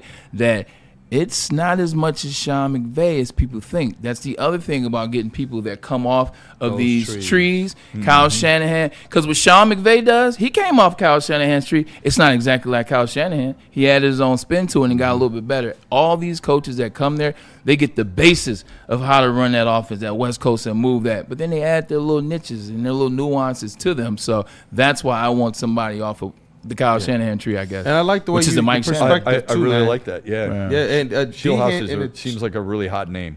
Go ahead. I was just going to say, D-Hant 2011 in the chat, 199 Super Chat says, can you imagine J-Mo running the plays that McDaniels drew up for Tariq? Yeah, that's what I was saying. When you were spitting it, I was like, man, you in the chat are lying today, bro. You know, and I appreciate that, man. Me and the chat been Man here of the to people. 2026. Been very good. Very good. Yeah, no, I can't believe how fast this show's going. And they've been smashing that like button, too. How many likes we got at this point, man? They've been rocking and rolling. I'm telling you, there are so many topics that I wanted to hit on today, and I haven't been able to do it. The game's tonight. I know. The game is tonight. Go Canes! Something. I do want to, if you don't mind, if you'll indulge us, we do want to talk about one thing about a certain game that is tonight and a certain guy who's going to be at Little Caesars Arena and whether or not he fits. We'll jump into that. Hold on. Let me send this to you, Kool-Aid, because it goes with my read. I'm sorry to cut you off. That's okay. All right. Send away. We're going to do that. And I do want your thoughts on Miami against Ole Miss tonight. Okay? So we'll get that when we come back. Keep smashing that like button. Give us some super chats. Thanks for being in the chat. Thanks for joining us. We have a lot of fun with you. We love your feedback. Keep it rolling here on the Braylon Edwards Show. And keep it rolling with Les Stanford. Les Stanford just. If you had me on camera right now, it's one of those rolling. Oh, yeah, Shep. They just keep doing it. Yeah, I know. Look away. This is what they do, though. they give you outstanding deals all season long, whether it's a Chevy, a Cadillac, a Buick, a GMC. They've got all those beautiful amenities in different dealerships throughout this great city that can help you. If you need a car, if you're in line to get a car, they've got one for you. You can't go to Les Stanford and say, sorry, you don't have the car I'm looking for. Look at all the different deals that they got just right there on the Silverado, the XT6, and the Enclave. You're not getting it anywhere else, and their inventory is beyond belief. It's LesStanford.com. And once you get that car from Les Stanford, bring it on over to Jack's Car Wash. I'll show you that video when we get back. We'll do you a favor. In fact, look at how nice it is outside. Look at that sun. Jack's Car Wash right now is so crowded and so many people. It's packed. That was the video I had. I got mine washed just before the show. Like, that was the video I had, man. Everybody understands that Jack's is the best in the business. And everybody at that car wash has that unlimited plan, so you should too. Free vacuums, free compressed air, free mat cleaning rooms. This is the place to go. 50 degrees. Don't you want your car shining, wheels scrubbed up, nice and clean? Ooh, sparkling. Ooh, butter. Get your free car wash. Text Good for you, Jack. WSN to 888-522-1729. Lady James Haircuts for Men, and claim your throne for a king's treatment from one of our talented stylists. Open 7 days a week. Walk in anytime. Just get to a Lady James today and receive a precision haircut, scalp massage, hot lather neck shave, and a hot towel treatment. A haircut should not be a chore. It should be an experience. And that's exactly what Lady James has to offer. Open 7 days a week. Walk-ins are always welcome. There's always a location near you. Lady James Haircuts for Men. It's wicked awesome. Planet Fitness now has even more best-in-class strength equipment. Join today for $1 down and save. We're stepping it up. We're not slowing down. Finding new faith, new focus. Love that new equipment smell. So, you in? Join the club today. Save when you join for just $1 down, $15 a month. Planet Fitness. We're all strong on this planet.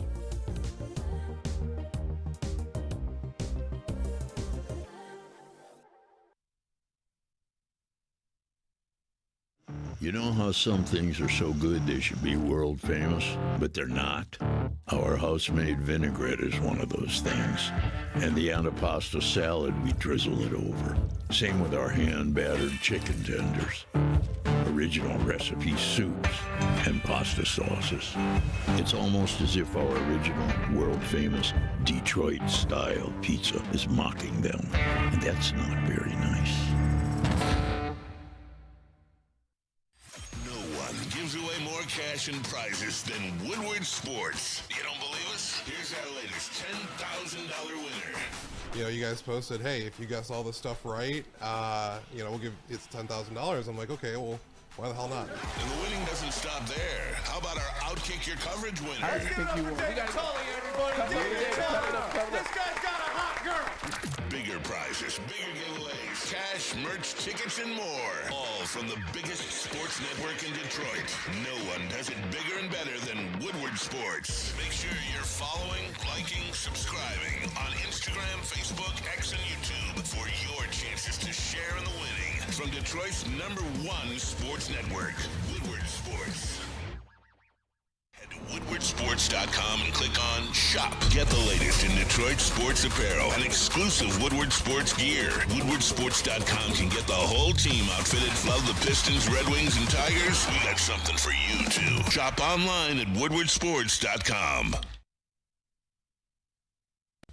Game is won in the trenches, and our big fellas don't mess around. The Woodward Heavyweights on Woodward Sports. Is that an octopus in your pants, or are you just happy to see me? See what I did there? Go Red Wings! From Octopi Experts, Woodward Sports. Thank you to all the fans for making Woodward Sports your #1 online destination for Detroit sports. We promise not to drop the ball.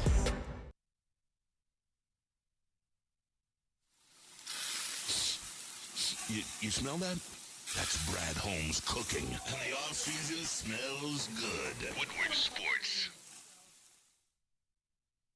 like a frostbite straight from the divine. Cold rush on my skin feels so fine. Muscle freeze, it's an ache. No side effects, no mistake. Chill Sub-Zero, icy and true. Feel the chill. It's all for you. It's not magic, just science play. Chill Sub-Zero. Attention sports fans, don't miss expert sports injury insights from Dr. Jeff Pierce of Michigan Sports and Spine. Catch him every Tuesday on Big D Energy, as well as Thursdays, well, most Thursdays here on the Braylon Edwards Show with Shep, where he shares his top tier advice and to keep athletes in peak condition. Trust the guy I trust, and that's Dr. Jeff Pierce. Learn more at MichiganSportsAndSpine.com. Love Dr. Pierce. Love Buddy's Pizza, too. The original Detroit-style pizza since 1946 with 20 locations throughout the great state of Michigan. Buddy's is the cornerstone of the city of Detroit. Been here for 79 years, dedicated as a community sponsor and connected as a community partner as well. Save 10% off your entire order using promo code 10MEAL. That's 10 MEAL, and enjoy the best pizza you can possibly sink your teeth into. Yeah, see, this is what I was talking about. Look how crazy. So those cars in the beginning, I think, did I pan back to them? Let's see. Yeah, he's packed. I didn't pan back to them, but those first wave of cars you saw, it was about 10. They're waiting on Brown all the way down to Old Woodward. Yeah. And then this is the entryway, as you can see. You guys can read it. I'm in there. It's crowd. You probably were. Oh man, it's crowded, and this. Yeah, it was packed. But I will say this, and that's the studio for ladies and gentlemen across the street. So when we say like we can see the car, when we say, we're not lying. I would say that the people there, the dudes who were helping me, fantastic. That's my guys. I mean, they really were. They were really cool. Plus, they gave me a nice little wipe for the counter or for the top of my dashboard, which I always the blue and yellow one. Yeah, the blue and yellow. I always appreciate that. Ask me, do you want that? I said, hell yeah. I want that. All right, real quick. Red Wings play the Canucks tonight. Vancouver's not very good. Detroit has been very good. One of the guys suiting up, number 44 for Vancouver, is Kiefer Sherwood. He's a 30-year-old right winger. Watch the physicality with which he plays. He is second in the NHL in hits with 202. Who's 202? Who's number one on our team? 202. Number one on Detroit's team is Marco Kasper. Okay. With 94. What? Right. Sherwood last year. 202. Yeah. Last year, Sherwood had over 200 or over 400 hits. Okay? It's an area that is needed for this team. I'm not saying that's all you need. I'm just telling you it's important that you look at it, okay? And when you see Sherwood and you watch his style of play, I think it would be a really cool addition. He's been mentioned as a possible Red Wing trade deadline deal, along with Minnesota, along with Montreal. Thank you. But this team, oftentimes we say, needs to be physical. Put it in perspective. Last year, Kiefer Sherwood had 462 hits. Last year, Mo Seider led this team in hits with 212. So yeah, Sherwood this year already almost has as 202. many. Yeah, already at 202. Big discrepancy. Yeah, and it's not like he's an oaf. He's got 17 goals and 22 points, which is okay. He's a -8, but he's a plus player for his entire career. He would add to your team in a different way than I think what a lot of people expect. Now, do they need another goal scorer? Do they need a blue line guy? I wouldn't say that's the only possibility that Steve Yzerman might make, but he's going to bring an element that you're lacking right now and that would be welcomed. That's all. Speaking of adding to the team, like I've been watching, I actually been doing a better job of looking at the chat. Kool-Aid, you also brought it up. Super Chat has been going insane. We got 10 of them we got to get to. And just before we get to that, little breaking news. Ian Rappaport. Brad Holmes not going to the pulpit? Nah, it's some reporting. It'll say reporting. Canceled. The Lions have reached out to former Dolphins head coach Mike McDaniel about their vacant offensive coordinator position, sources say. McDaniel is top candidate for any OC job. So the more you guys talk about it, the more things happen. Okay, here's what. If I were Dorothy at the Wizard of Oz, I'd be clicking my heels, and here's the reason why. There's no place like home. There's no place like home. Here's the reason. That tells me that Dan Campbell is willing to go, you call the plays. That's the first thing I think of. And I'm all for that, baby. Yeah. I'm all for that. Boy, I love it. I love it. I love it. And the reason why I love it is because what we used to say about Dan Campbell, which I think is still true, and it shows it. Dan Campbell knows that he is not the smartest man in the room, and that's been his MO since he got here. He's hired people to be what he needed them to be. I like this move. Well, I like that thought process. The thought process. Yeah, we don't know if he's going to be the OC, but if that is true, it's just being out there. If you think about it, that dude hasn't even packed a bag, and he's already gotten a phone call. It's like John Harbaugh. I wouldn't hire him, but like John Harbaugh yesterday, they said after he houred 7 calls. Yeah, there's only 7 available positions. Hell yeah, which means every team called him. And then some. Yeah. I heard he got the Lions did this. I heard that he got more. He's got teams that already still have head coaches have reached out to John Harbaugh. Yeah, if I'm John Harbaugh, I'm going to Ohio because at the end of the day, there's no real expectation. Oh, that's interesting. Like, there's no real expectation. I actually. You're going to Cleveland? If I was John, like, I'm not trying to go somewhere where they got expectations. Hell no. Like, I don't believe I can live up to those. I don't believe he can live up to those. I think the Giants would be a really good spot. Giants they're a death trap. Well, it may be, but I think they've got a lot of talent. I think the Raiders are a sneaky move. Because if I were to rate, they got $100 million in cap space. They got the number 1 pick. That might be a play. Do they know what they're doing though? Well, I know what I would do. I know you do, but do the Raiders truly know what they're doing? I know there's a Tom Brady influence. I didn't say that, but yeah. No, I'm not saying you, but I know people would say that. I was thinking of Tom Brady influence. Somebody could go there and figure it out realistically because I'm selling the number 1 pick and I'm getting 2 number 1s that year. Like I'm talking about, I was looking at Cleveland. Cleveland has the 6th and the 28th. Here, you can have this number 1 pick. Give me both of those. But for what? What's Cleveland going to use it for? I don't know. We can figure it out. The quarterback, obviously. They just drafted 2. Not in the first round. Not in the first. Okay. I'm going to get Mac Jones. Okay. I'm going to get Mac Jones. I'm going to get a wide receiver in the free agency. I got a lot of money. We're going to play with this. Yep. I'm drafting. I wrote this out and didn't finish it. But I got a lot of ideas. That draft capital with the number 1 pick, you can do a lot with Maybe that. You ought to be in charge of Cleveland. You seem to have a better plan than they do. Offensive or line. the Raiders. Offensive line would be what I got in the 6th pick I get. I'm getting an offensive line. I'm getting 1 in free agency. I'm going to get a wide receiver. I am drafting a DB or linebacker with that 28th pick. Mac Jones would be more than serviceable. And actually, I think Mac Jones might be decent. I mean, depending on who the OC and you know what the verbiage would be in Vegas if they have sports fans there. What? I know they've got gambling fans, but if they had sports fans there, this is what they'd be saying. Well, we tried a former 49 quarterback with Jimmy Garoppolo, and it didn't work out. So Jimmy G never had a game like any one of the 9 Mac Jones had last year. Yeah, I love Jimmy G. He porno Jimmy, super cool. He's a great dude. I met him. Touch Jimmy. 100%. But Mac Jones, he showed me something this season because he did a lot. That's true. He did a lot with a little. When Mac was balling, there was no Kittle. There was no Ayuk. There was no Pearsall. Right. There was just CMC. I don't think he had McCaffrey won the game. He didn't. Yeah. He had Kendrick Bourne. Yes. And Kendrick Bourne, and he played through. He played tough. He played hurt. He showed me a lot this season. I think he's arguably the best backup. Maybe Kirk Cousins, but maybe the best backup in the NFL. Yeah. All right, tonight, college football playoffs. Yeah. It is Miami, the 10 seed. Not even an ASCC, not even the ACC champion, but a 10 seed who blew out. I mean, good for them. Yeah. They've done a really nice job. Give them a ton of credit against Ole Miss, which is a phenomenal story in Trinidad Chambliss, who blew out Tulane and then beat Georgia. Shocking. And what Lane Kiffin has recently pulled with LSU, which is one of the stories that I wanted to get into, but we can't because we don't have time. My fault. It's not good.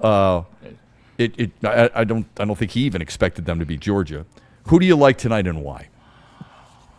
This one's a toss-up. I think I'm gonna go with Miami, but I'm saying it's a toss-up because as good as Miami is on defense, Ole Miss is on offense. The 40 points a game they're putting up over the last 4 games, man, it's something special. Trinidad Chambliss is playing possessed. Like, he is playing for a purpose. He is trying to show people, nah. What you saw in the beginning is not what you're going to get in the end. Talking about the beginning of his career. Why isn't he being mentioned for an NFL draft pick? I know he wants to come back. He's asked for another year, and he's going to get it.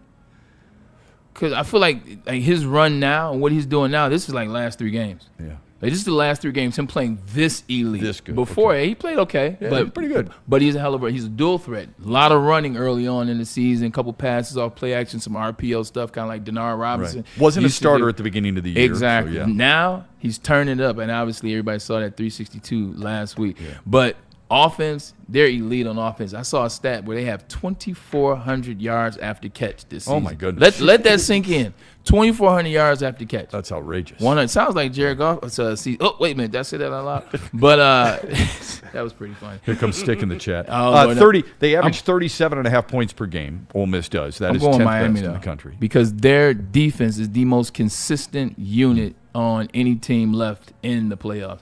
Their defense is, and then Carson Beck, he's got 18 touchdowns, 1 interception. He's also been here before. And I know we say it doesn't matter. It does. It does matter. It does matter. So give me Miami, but close. Their defense is 10th overall in total defense, 4th best scoring defense in the country. The argument would be Georgia's been there before. Gunnar Stockton's been there before. It didn't help them against Ole Miss. They didn't have the I know it's going to sound crazy, but they just didn't have it. And you watched it all year. As good as Georgia was record-wise, was anybody clamoring in this room Georgia all year? That was me. I was wrong. I picked Georgia to win the national championship. Yeah, and that's a safe bet. It is a safe bet. It's a safe bet, Yeah. but they just it's a wrong bet.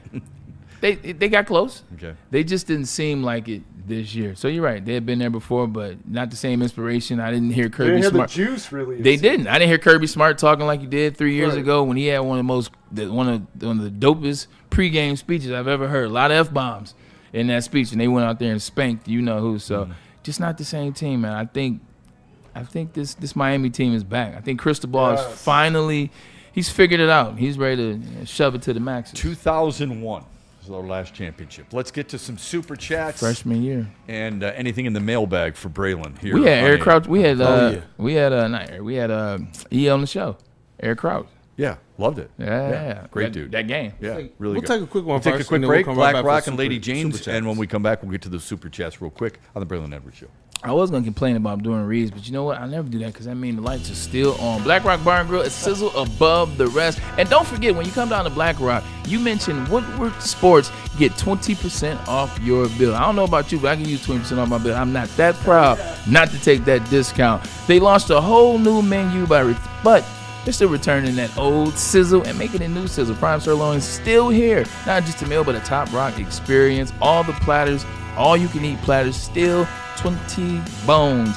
$20 is not bad as well. Looking for dinner plans at Sizzle? I keep telling you, there's only one place, no matter where you are in the state. You can find yourself a Black Rock Bar and Grill. You don't have to worry about percentage off your haircuts at Lady Jane's Haircuts for Men because they already got great deals. A clean environment and with really good people who know what they're doing. It's Lady Jane's Haircuts for Men. It's wicked awesome.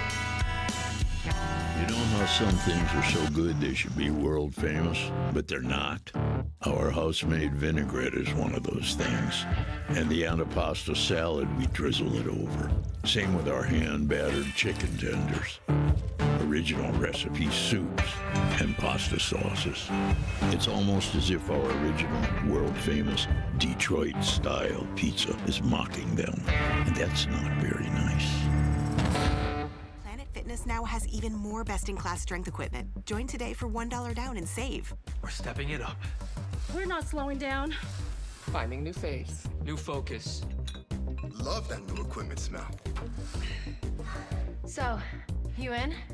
Join the club today. Save when you join for just $1 down, $15 a month. Planet Fitness. We're all strong on this planet.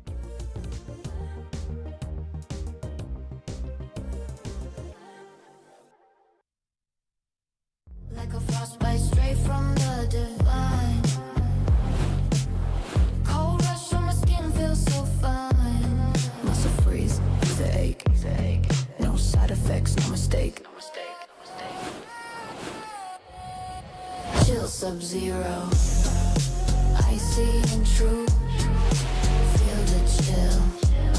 It's all for you. It's not magic, just science play. Chill Sub-Zero. Caesar Sportsbook. You can place any bet up to $1,000. If you lose, you get that back. All you gotta do, scan this QR code, enter the code Woodward1000. And if your first bet doesn't hit, you'll get your deposit back up to $1,000. That's right, $1,000 back just for giving it a shot. Minimum bet $20. Download the Caesar Sportsbook app today. The official sportsbook of Woodward Sports. Use code Woodward1000 or scan the QR code on the screen. Okay, let's get to some super chats, shall we? And Yes, sir. anything in the mailbag for Braylon on this Thursday in Detroit. That's right. And you know what? I see you, James, in the chat. Sends in the $10 super chat. Number 2 Crown says, Hank Fraley, will he stay or go as other teams might try to take him? Do we even want him considering how bad the O-line was? Yeah. Him? Is that on him? I don't know if On that how was, bad the O-line was? Is that on him? that might be shared with the guy who's about to speak in a few minutes. Look, at the end of the day, part and part. It's part and part. Yeah. Some and some. Like, you got injuries. You have players you put in situations that didn't necessarily should have been there. So there's only so much that a coach can do. But with that being said, they look unprepared a lot this year. Okay. And that has to fall a little bit on him. So I think it's Less some discipline. of what the actual talent was. The injuries and the shifting, like we said, there were 14 different starting lineups for the offensive line. So a little bit of both. There's enough blame to go around everybody in that organization. But yes, He wasn't bad the year before. We should want him back, to be honest. When he had an all-pro right guard and an all-pro center, he wasn't that bad at what he did. Or the year before. Not Yeah. that Or bad. the year at all. before, the year before. People Yeah. were ready for him to potentially be offensive coordinator. That's correct. I remember that. Randall Small sends in 2 $5 super chats. He is number 1 in our chat today. He says, as long as Brad doesn't say or wear the shirt that says relax, then he'll be good. And then another $5 one. He says, Brad should get up and be Fonzie when he couldn't say wrong. The Fonz. I remember that. I'm old enough to remember that. Where he just goes, I was... Yeah. I was... Could not say I'm wrong. so glad Shep actually did it. There was so many stars on Happy Days. Happy Days and Taxi. Yeah. It's like list of stars. Taxi's an underrated. What? I was a huge Danny DeVito fan as a kid, as well as Christopher Christopher Lloyd. Yeah, I was big in that too. It's if you haven't seen it, I don't know if any networks carry it, but it's worth going back and watching an episode or two. It is underrated as a comedy. It's pretty funny. All right, It go ahead. still holds up too. Yeah, it does. You're right. Yeah, man. Tony Shout out to the Danza. people, man, for supporting today. Y'all are absolutely crushing it. If you haven't gotten an opportunity to, go on ahead and smash that like button. We got about 5 more super chats here. And you know what? Let me see. D Hint. He says Mike McDaniels with the $4.99 super chats, his second one of the day. Mike McDaniel is the closest thing to Ben Johnson when it comes to offense play drawing.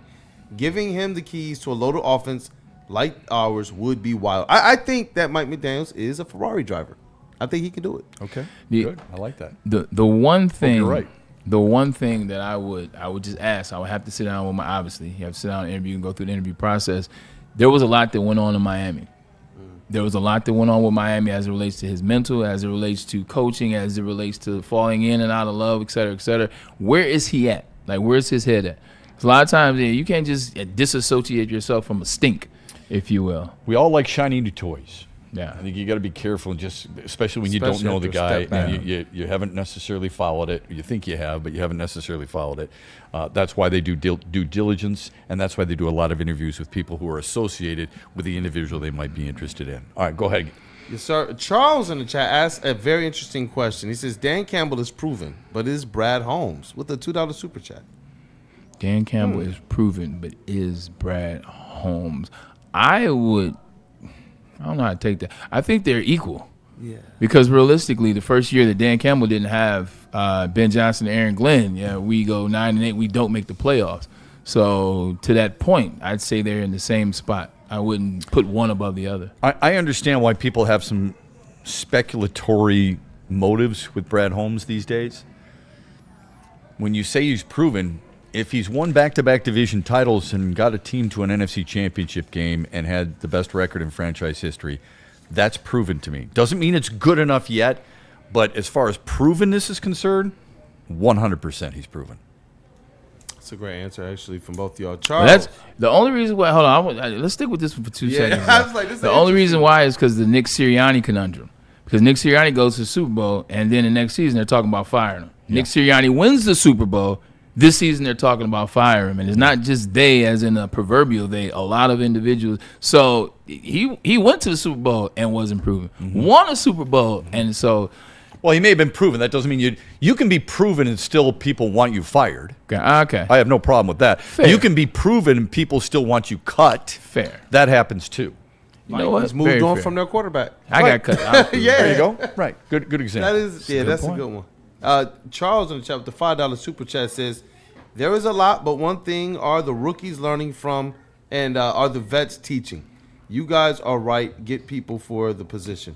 It was going back to you guys' conversation earlier about the vets and the type of makeup you have here with these young guys. Yeah, like when you walk into a room, and that's the other thing. I'm glad he said that because we didn't word it like that. He added an extra element.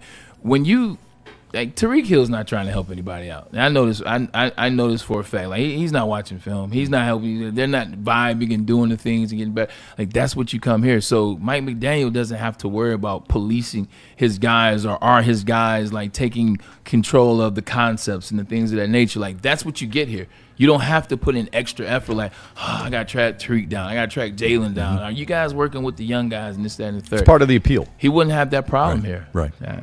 Yep. We got 2 more super chats here. Dante151 with the $4.99 super chat says, I saw something that I never realized. LeBron James can only miss one more game before he is disqualified from any end of season awards like all NBA. I just had like a little sad violin playing on my head while that was saw that post. Saw that post, and I'm gonna tell you one of my favorite comments from that. So anybody ate bagels last night or something like that? What was going on last night? I did not eat bagels. No, basically they was just changing the subject because it wasn't. Yep. Yeah, I know. Yeah, I know. Who could? What was me? Yeah, I heard the whole.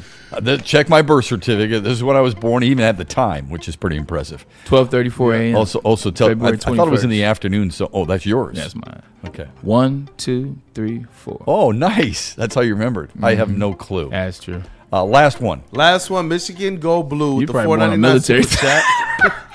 He says, is Braylon Edwards going to go to Indy for the Natty if we make it? Also, thoughts on Trey Burke getting his number retired versus OSU in a couple weeks. I didn't know this. Wow, that's awesome. Yeah. 3 things. 1, I wish football would retire numbers. 2, shout out to Trey Burke. Love him. Spent a lot of time on him when he was at Michigan. Man, he deserves it. What he did, what that squad did. But he was the leader of that squad. And then the first thing you said was.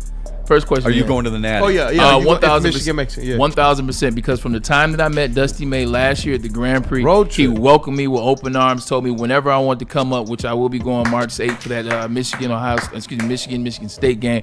But he is just an amazing coach. He's an amazing person. Yep. Yes, this is somebody that I would love to support. So, yeah, I'll be there. Yeah, you should be there. The only thing I'd say about Trey Burke deserves to have his number from the rafters as the National Player of the Year. Hell of a leader for that team. We brought it up yesterday. Here comes something. And I think he's exactly what you wanted in a leader and what you wanted in a Michigan basketball player. So fearless. I was really, really fortunate to call his games. Really enjoyed him. And I'm glad he had a nice career. I don't know if there's been like that. I think there's only been one moment that's happened on the football field that equates to when he hit that shot against Kansas. For me, the only moment on the football field is when they beat Ohio State for the first time in 2021. Like outside of that, when he hit that shot against Kansas, I don't remember jumping that high since maybe Woodson returned the punt. Almost passed out. Same. I literally called it. I stood up and I got lightheaded. Yeah. And I literally had to sit back down. David Merritt almost had to grab my hand. Shout out to Dave Merritt. And it was beyond belief of how good of a shot that was, how deep it was, and people don't forget. And he owned it too. Mitch McGarry set a wicked screen to set him up. Shout out Mitch McGarry. Win the game. Yeah. I was in the house also, Shep. Shout out to my boy Scone. Hey. Yes, sir. Go Blue. It's just so fantastic. So good for Trey Burke. He deserves it, and I agree with you. Football numbers should be retired. But you got to have a really, really strict policy on what it takes to be retired. I don't want guys up there just because they were good guys and they played a long time. You have to accomplish something. If your number, his number's in there, if your number is in that practice facility at Schembechler Hall, and it's in some of those glass cases, and for him, his is in there because of if you've done something not many have ever done at your school, retire it. Now, it would be hard to retire one. But you could retire 80. And this is hey, for the last 3 days we've been going over 4 o'clock. All right, last comment, Shep, you can close the show. This is something that's dope that you could do without retiring numbers, but still show the love. You can have your own Ring of Honor. Bingo. That way you don't have to retire numbers. Look, everybody want to wear one. It's also a selling point. I don't want you to retire one because I want people to wear one. But have a Ring of Honor. Well done. Have a Ring of Honor. Have a player bust. Yeah. Let's get on that. 100%. Have a Ring of Honor. You got enough. You got enough for the NIL to pay a quarterback. There it is. You should grab that NIL and do exactly that and make it a big unveiling. You know what you could do?